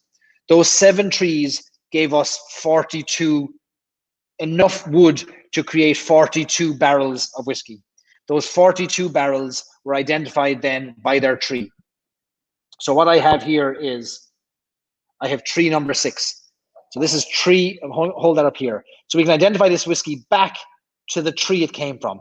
Tree number 6 of the 7 trees. So presumably each tree gave us 7 barrels. If there was 42, 42 barrels, and 7 trees, that's 6 barrels per tree. So 6 barrels per tree. And this is tree number 6, bottle number 1603. So now we just talked to Ned, where he's able to identify his whiskey back to the single farm. Now we're going to all kinds of levels of insanity. Now we're tracking our whiskey back to the tree that it spent 2 years finishing in. So once that wood has been has dried out to the appropriate moisture levels, it is then turned into the barrel. The barrel is formed. It is put together. The hoops are put on it, and it's sent back to Midleton. So now you're looking at a 2-year process from the time that wood was felled or shipped to Galicia, to the sawmill, quarter sawn, turned into the staves, sent to Jerez, and then after drying out, before they sent it to Midleton, of course, they lightly toasted it. They don't char these barrels. They lightly toast them, a bit like they do for the European oak barrels that are used for redbreast. They're not charred, they're lightly toasted. So just putting them over a light fire, and turning them rather than charring them heavily. And then, 15 to 28-year-old single pot still whiskey is put into these barrels. And that 15 to 28-year-old single pot still whiskey has been in bourbon barrels previously. So Connor says that the color of this is unreal. It is. It's absolutely incredible. Look at that color. And this differs in color slightly from the other trees, and it differs in color from the other Dair Ghaelachs that have been out there before. I've only ever tried one of the Bluebell Forest, and this is my first time trying the Knockrath Forest. So I got this shipped over from the Celtic Whisky Shop in Dublin, and I opened it the other night to try it for the first time. And it is a very, very different whiskey indeed. Chris says, first and only time he enjoyed Midleton very rare was with a good friend at J.K. O'Donnell's in Fort Wayne, Indiana. Aren't the best whiskey memories with friends? They always tend to be. Maybe I should bring back the little box here so we can see the whiskey. All right, pour the whiskey up here. How's that? And we are going to pour it in here. You might notice Mrs. Stories and Sips chopping madly over there. Her knife skills have never been so pronounced. I should be very thankful that the chopping noise of the knife makes it onto the video, because it means that there's a lovely dinner in the offing there. Thank you. You're doing a great job. Appreciate it. All right, so look at that color. Isn't that incredible? Look at that color. Natural color. So that comes from the wood. So it's been in bourbon barrels and then Irish oak barrels for up to 2 years. And then Billy Lighton, the master blender, is and Kevin O'Gorman, the master of maturation. He is the two of them are nosing and tasting this whiskey to see what it is, see whether it's ready to be bottled and turned into the Dair Ghaelach and sent out into the world. So this is the 3rd release. This is tree number 6. Every one of the 7 trees is different. I've not had a chance to try all 7 together. This is bottled at 56.6%, which is a absolute stunning percentage. 56.6%. So on the nose, there is a mahogany, a polished mahogany on the nose.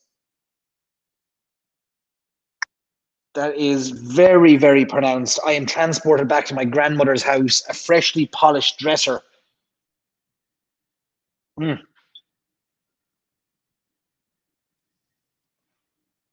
a sweetness, there's no doubt you're getting some of that, even on the nose, that spice pot still, the vanilla on the nose coming through from the bourbon. And then on the palate,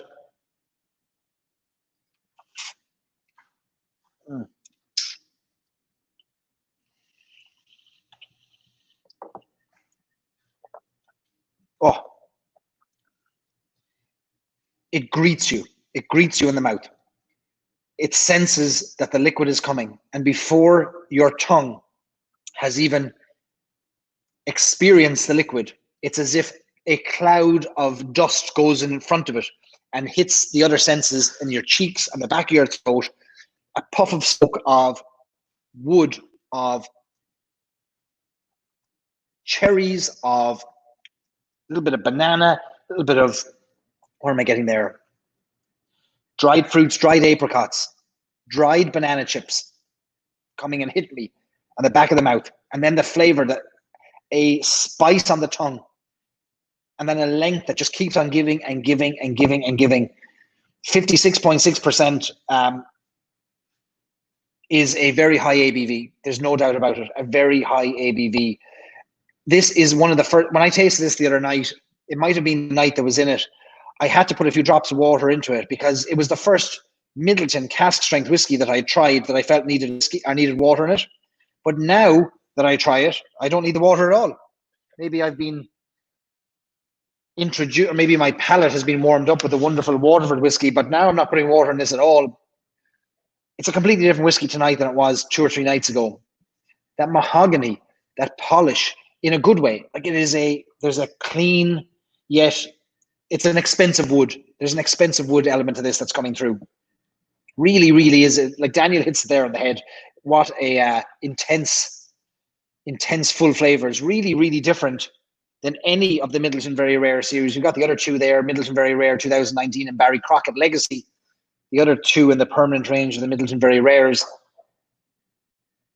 It's changing again on the nose, but look at that color.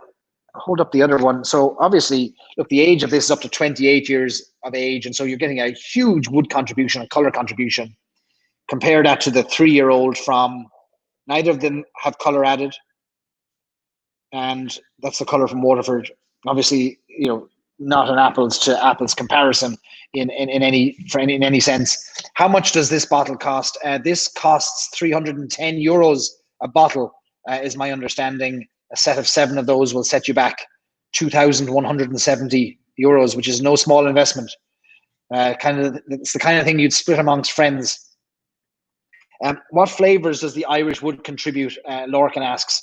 It's a great question, Lorcan, and I'm very young on this journey of Dair Ghaelach, and I'm going to need more time, and I'm going to need more examples, and I'm going to have to learn more about it, because it's been 2 years since I last tasted any Dair Ghaelach, and this is the first time now that I'm back with it. But there is a crisp cleanliness that comes from, I keep coming back to this high-end old furniture, but in the best way, that puts a coating on the mouth.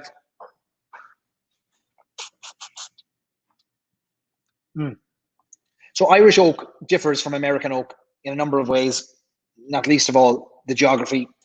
American oak is the predominantly used oak and wood to age many different spirits around the world.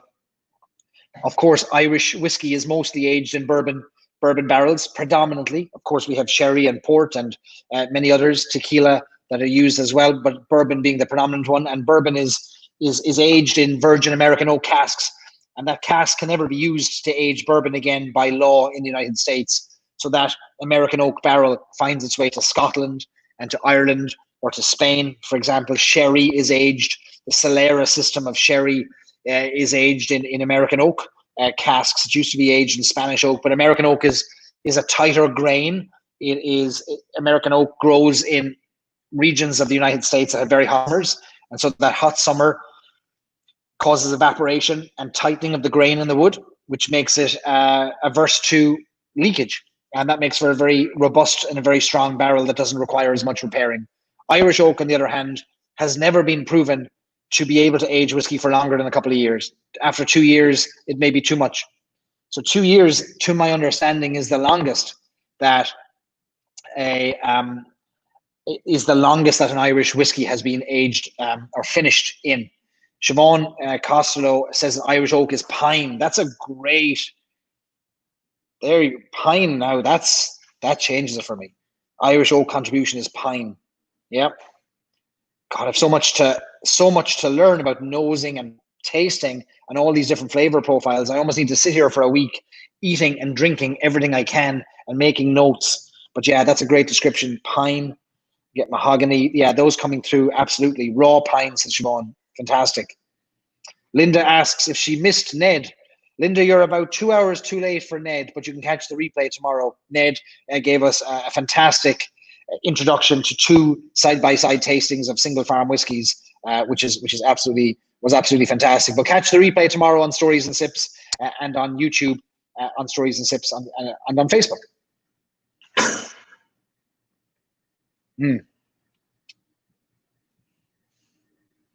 Yeah, this is really a different whiskey. I've been dying to try this since it came out in January, and I've only just been able to get it over here. So now 5 months later, it's about to hit American shores. We're about to get very small allocation to the state of Ohio. And those Americans who are part of the Irish Whiskey Fans of America Facebook group, we were lucky enough to be allocated the bottles first, which meant that you could get first refusal on the bottle, or at least you could register your interest in it going to the retailer, the liquor store nearest to you. And we had tremendous interest. We were doubly 200% subscribed to the Midleton, Dair, Ghaelach, Knockrath Forest. That's going to hit Ohio very soon. Stay tuned for that. For those of you who are in the United States, very, very soon it's coming. Anybody got any questions on Midleton, Dair, Ghaelach, or has anybody ever tried this? I know, Joe, Joe Moore is tasting tree number 2 at the moment. He thinks the higher ABV just brings the whiskey to a whole new dimension. Yeah, when you've got such a high ABV, of course, you get to create your own whiskey, don't you? You can add drops of water until it changes to the taste that you like. But tonight, I'm adding no water at all to it. I don't want to. The flavors that are coming through to me tonight are just only sublime.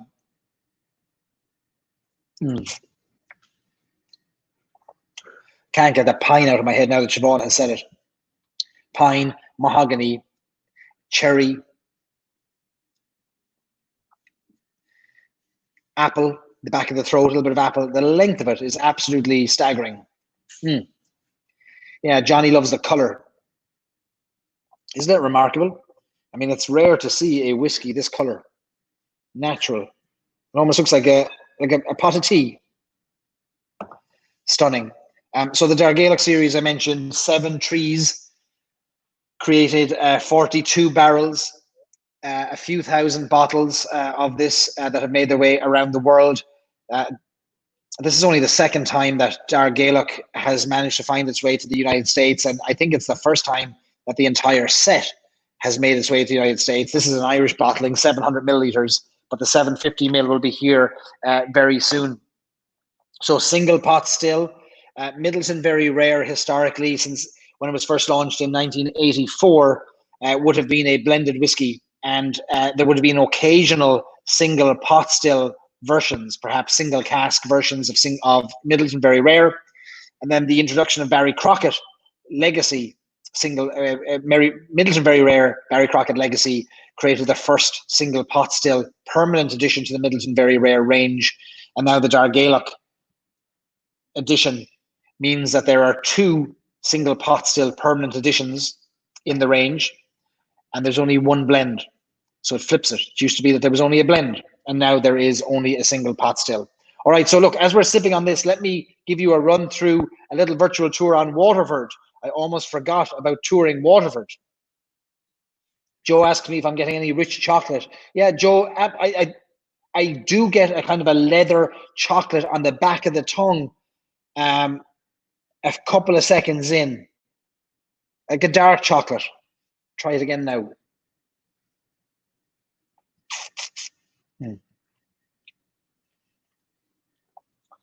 Changes every minute for me.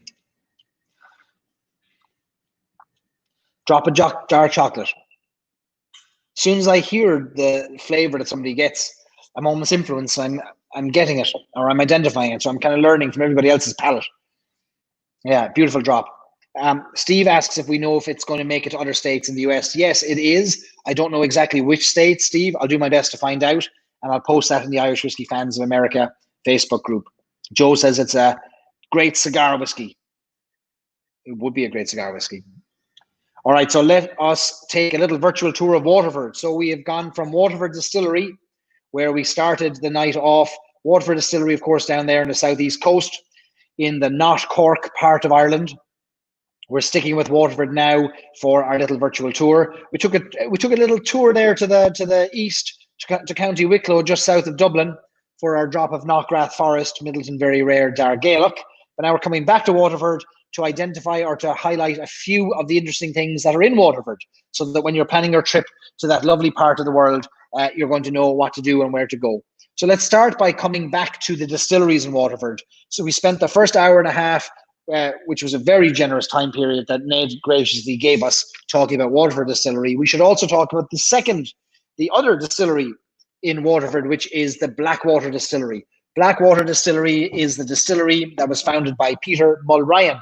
And Peter Mulryan is a former broadcaster. He is also the author of 6 books on whiskies and spirits. This is one of them, The Whiskies of Ireland, Mr. Peter Mulryan. And you might know him from various videos where he was the host and presenter of videos at the Midleton Distillery. So if you go to Midleton Distillery's YouTube channel, you'll see Peter Mulryan talking about green spot and yellow spot and single pot still whiskies long before he started his own distillery. But he spent, I interviewed him this week on the podcast on Stories and Sips, which many of you I know tuned into. And if you didn't, you're dead to me and you can never tune in again. But I'd love if you did listen to it. But Peter was very gracious with his time this week on our podcast, where we explored his journey from broadcasting all the way to the River Blackwater, where he founded with his co-founders the Blackwater Distillery, a remarkable distillery. And this Sunday, I reminded you earlier, we are live streaming the launch of his newest whiskey, Velvet Cap.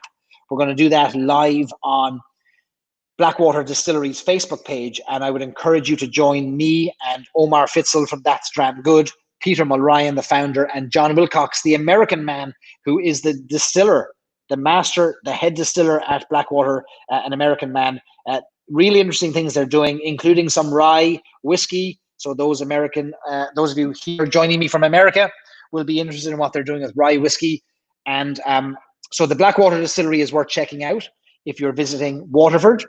They're doing really interesting things, and Peter is what you would call a contrarian in the best way. He believes that Irish whiskey's heritage, its history, and its historical mash bills should be revisited, should be preserved, and should be utilized in ways that we're allowed to call them single pot still, or use today's terms for older historical mash bills that have disappeared and maybe been, that have lost their way, he might say. But we won't put words in his mouth. But in any case, he's a fanatic about historical recipes for Irish whiskey, and he's going to talk about those on our live stream on Sunday. So Blackwater Distillery is on the banks of the River Blackwater. Peter canoes to work down the River Blackwater. It's a remarkable place, a beautiful part of the world, and I encourage you to check out. Steve says it's a podcast, so you can listen. Stacey says it was a great episode. I really enjoyed that. It wasn't a video, John. Yeah, it was a podcast. So this is the video component of Stories and Sips at the moment, every Friday going out live on our live stream. And then every week we'll release a new podcast episode, a new conversation with somebody in the Irish whiskey world. So they are now audio episodes, because you'd be sick of looking at a turtleneck on a Wednesday and a Friday. Can I just give you the turtleneck on a Friday and then you only listen to me on a Wednesday? That would be the easiest thing altogether. Jeff is there doing my bidding for me. Go to storiesandsIps.com to listen to that episode. That is where to do it. Lorcan says his video, Peter Mulryan's video on Midleton single pot still, is the most succinct history of Irish pot still whiskey. Yeah, they're well worth watching. Some of these videos were created 8 years ago, but they hold true, and they're a great education, and I've learned a lot from watching them. So Blackwater Distillery, the first stop on our tour of Waterford. Where do we want to go to next? Well, Most Americans will know Waterford for one reason and one reason alone. And what could that possibly be? Only Waterford Crystal. So Waterford Crystal, a very historic brand that for many years, of course, was Irish owned, was an Irish brand, and made famous by glassware and ornamental crystal that found its way into every self-respecting Irish American home. It would have been a staple as a gift at weddings, for bridal showers, for birthdays, to commemorate all kinds of life and family events. And Waterford Crystal was historically only made in the town of Waterford, and you had many generations of glass blowers who worked there in the town. Waterford Crystal, I don't believe, is no longer Irish owned, and much of Waterford Crystal is overseas. A tiny portion of it is still made in Waterford, and you can still go and visit the House of Waterford Crystal and the visitor centre there, and I do believe you can still see them making some of that crystal there. So even though it's not all made in Ireland any longer, it is worth visiting. Steve asks, when was that last episode posted? It was posted on Wednesday, as recently as that. So visit storiesandsips.com to check that out. So Waterford Crystal, why did Waterford Crystal decline? Sales of Waterford Crystal declined because it no longer was the thing to do to give people gifts, predominantly in America, of Irish crystal. That was a generation ago. Our parents would have been the ones that gifted Waterford Crystal, but not any longer. And so Waterford Crystal died out, but it's still an iconic brand. And if you're visiting Waterford and you're there, you might as well go check it out. Where else should we go? Well, if you're visiting Waterford, you might have a thirst on you, and you might go to the distilleries and you might have a small sample there, but you'll also want to have a drop of whiskey and a drop of porter, maybe a nice pint of stout. One of your first stops should be J&K Walsh, right there in the heart of Waterford town.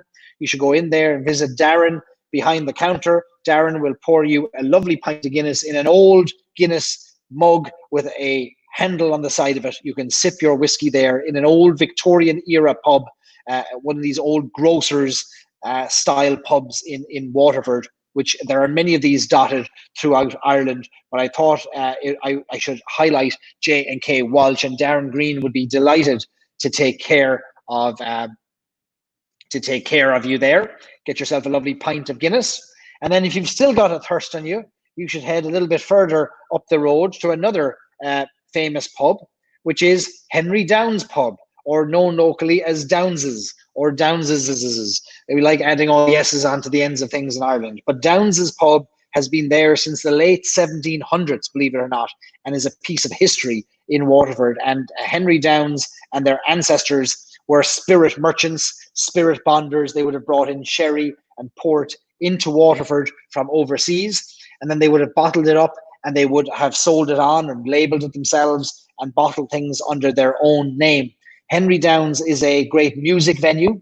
They have a squash court out the back, so you can go play squash, and you can come in and sit down and have a pint, or even better, you can have one of their own whiskies, because Henry Downs has their own bottled whiskey. Famously, number 9 is their whiskey, and their stocks are dwindling, so you'd have to go in there and get it fast. But they have been bottling their own whiskey for, I believe, about 200 years. And it is a very popular whiskey amongst the clergy and amongst those who enjoy a drop of the brown stuff down in the southeast of Ireland. So drop into Henry Downs Pub on your whistle stop tour of Waterford.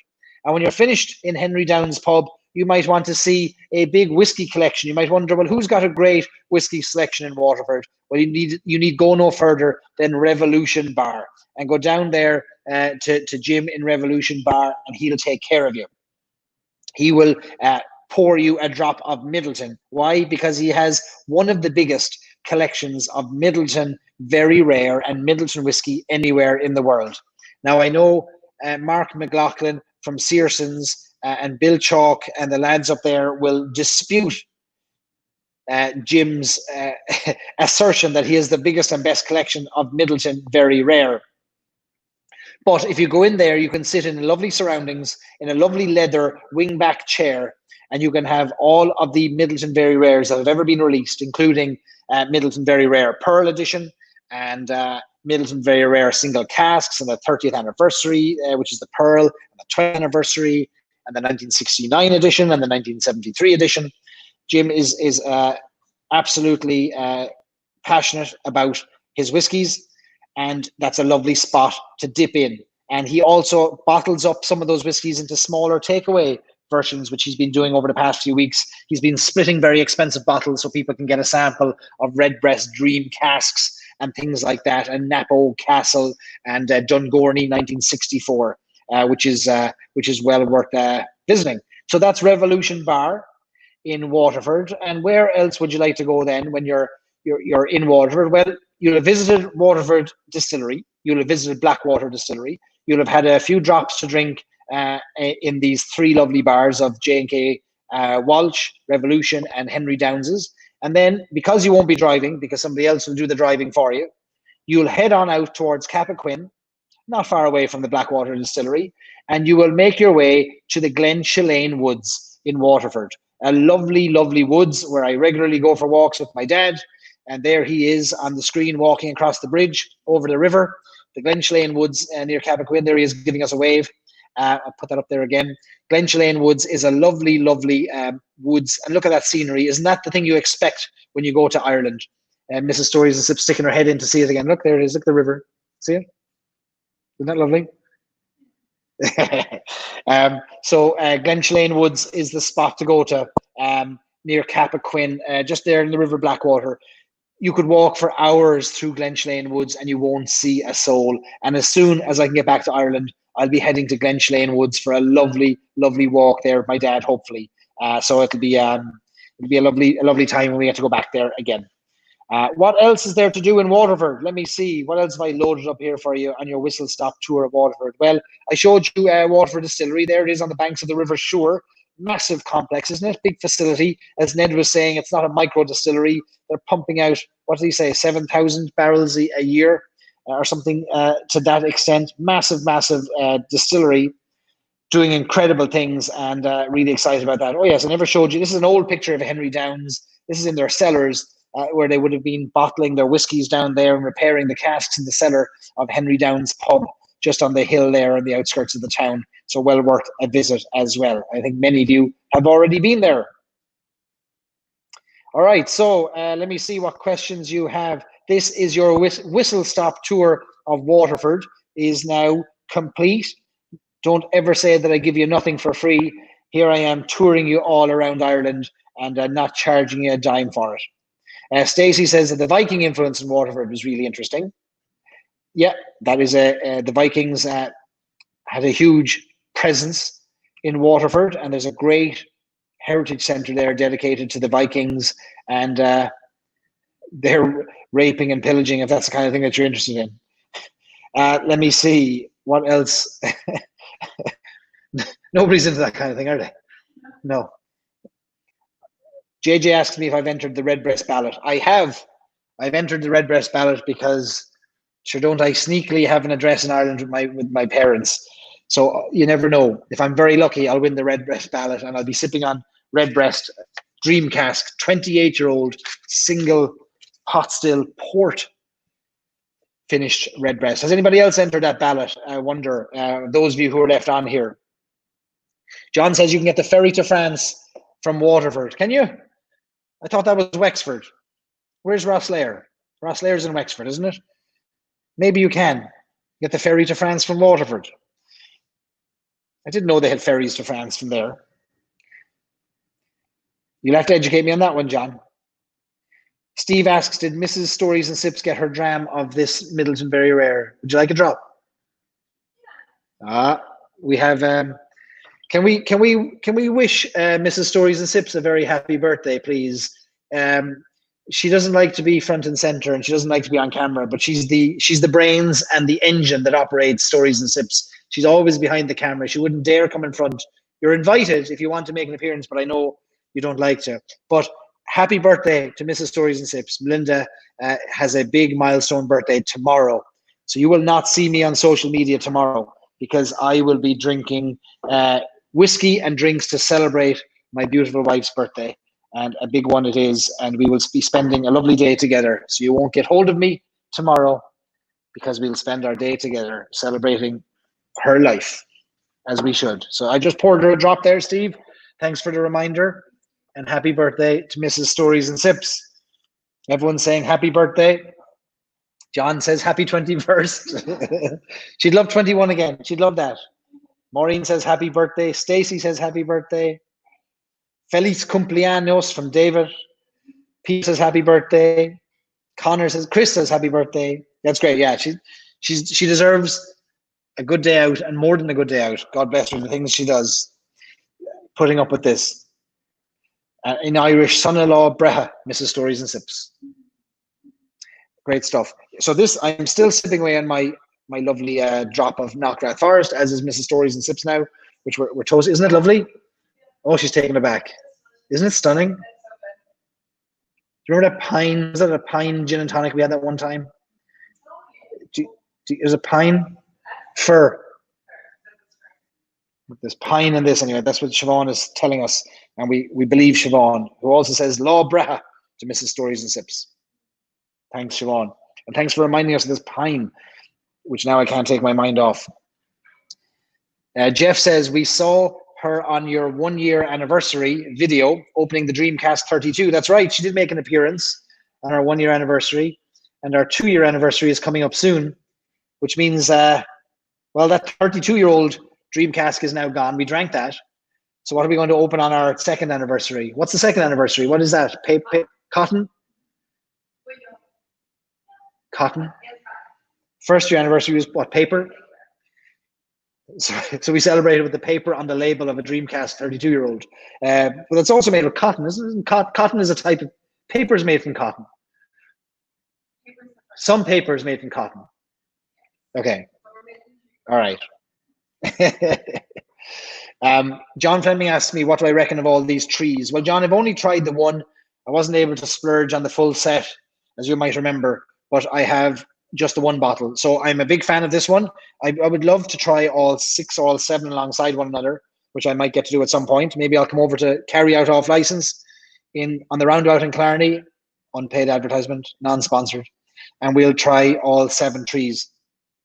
But yeah, we'll open on our anniversary, we'll have to open another good bottle of whiskey. We'll see what we have. If we get the Redbreast Dream Cask 28-year-old, then we'll open that. Maybe a cotton coaster, Johnny says.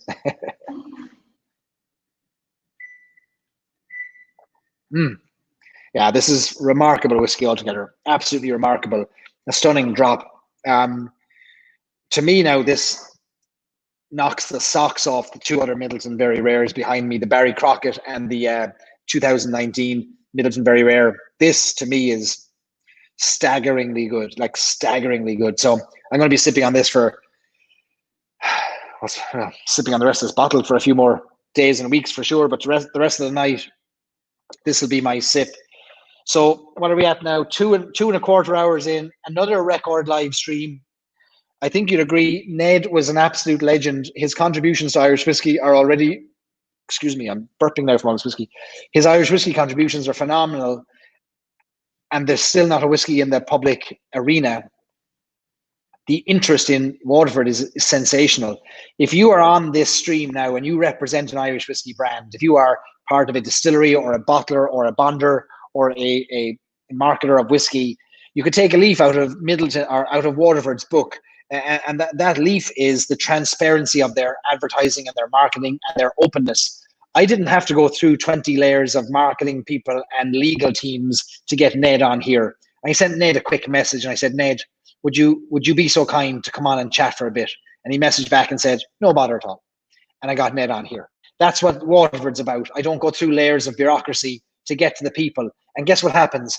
We now have, by the time this week is over, 2,000 people will have watched this video, maybe more.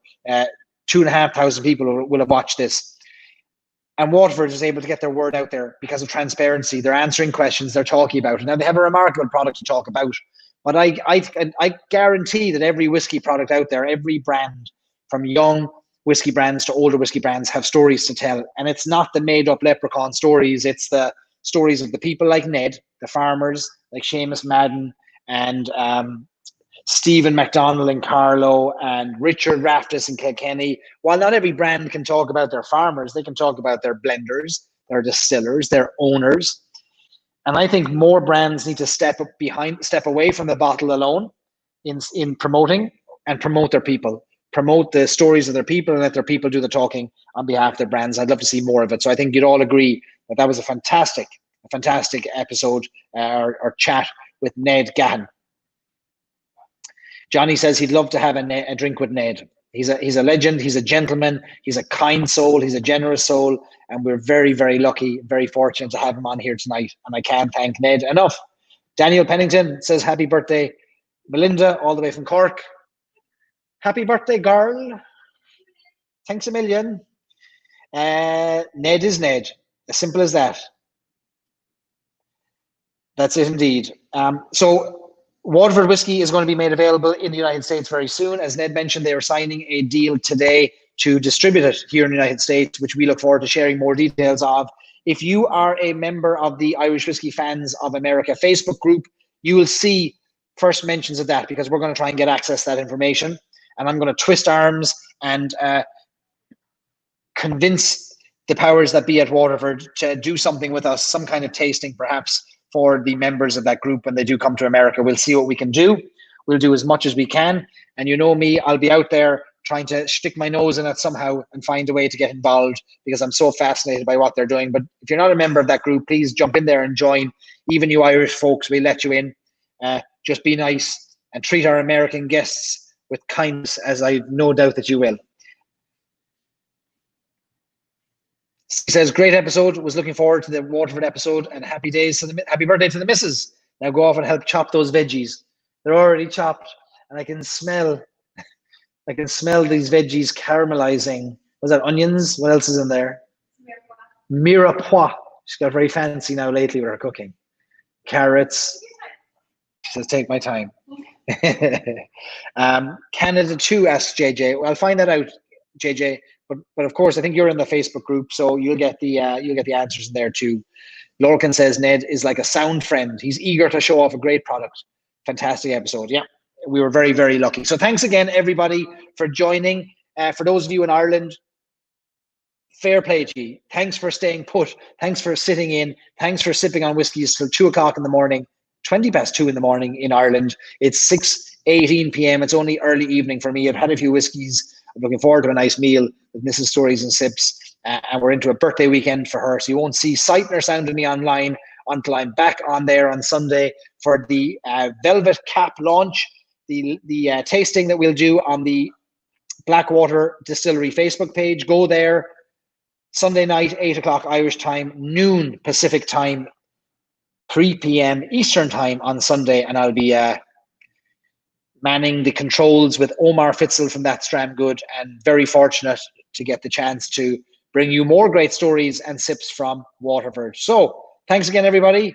Until next week, stay safe, wash your hands, be well, and drink lots and lots of Irish whiskey. Sláinte.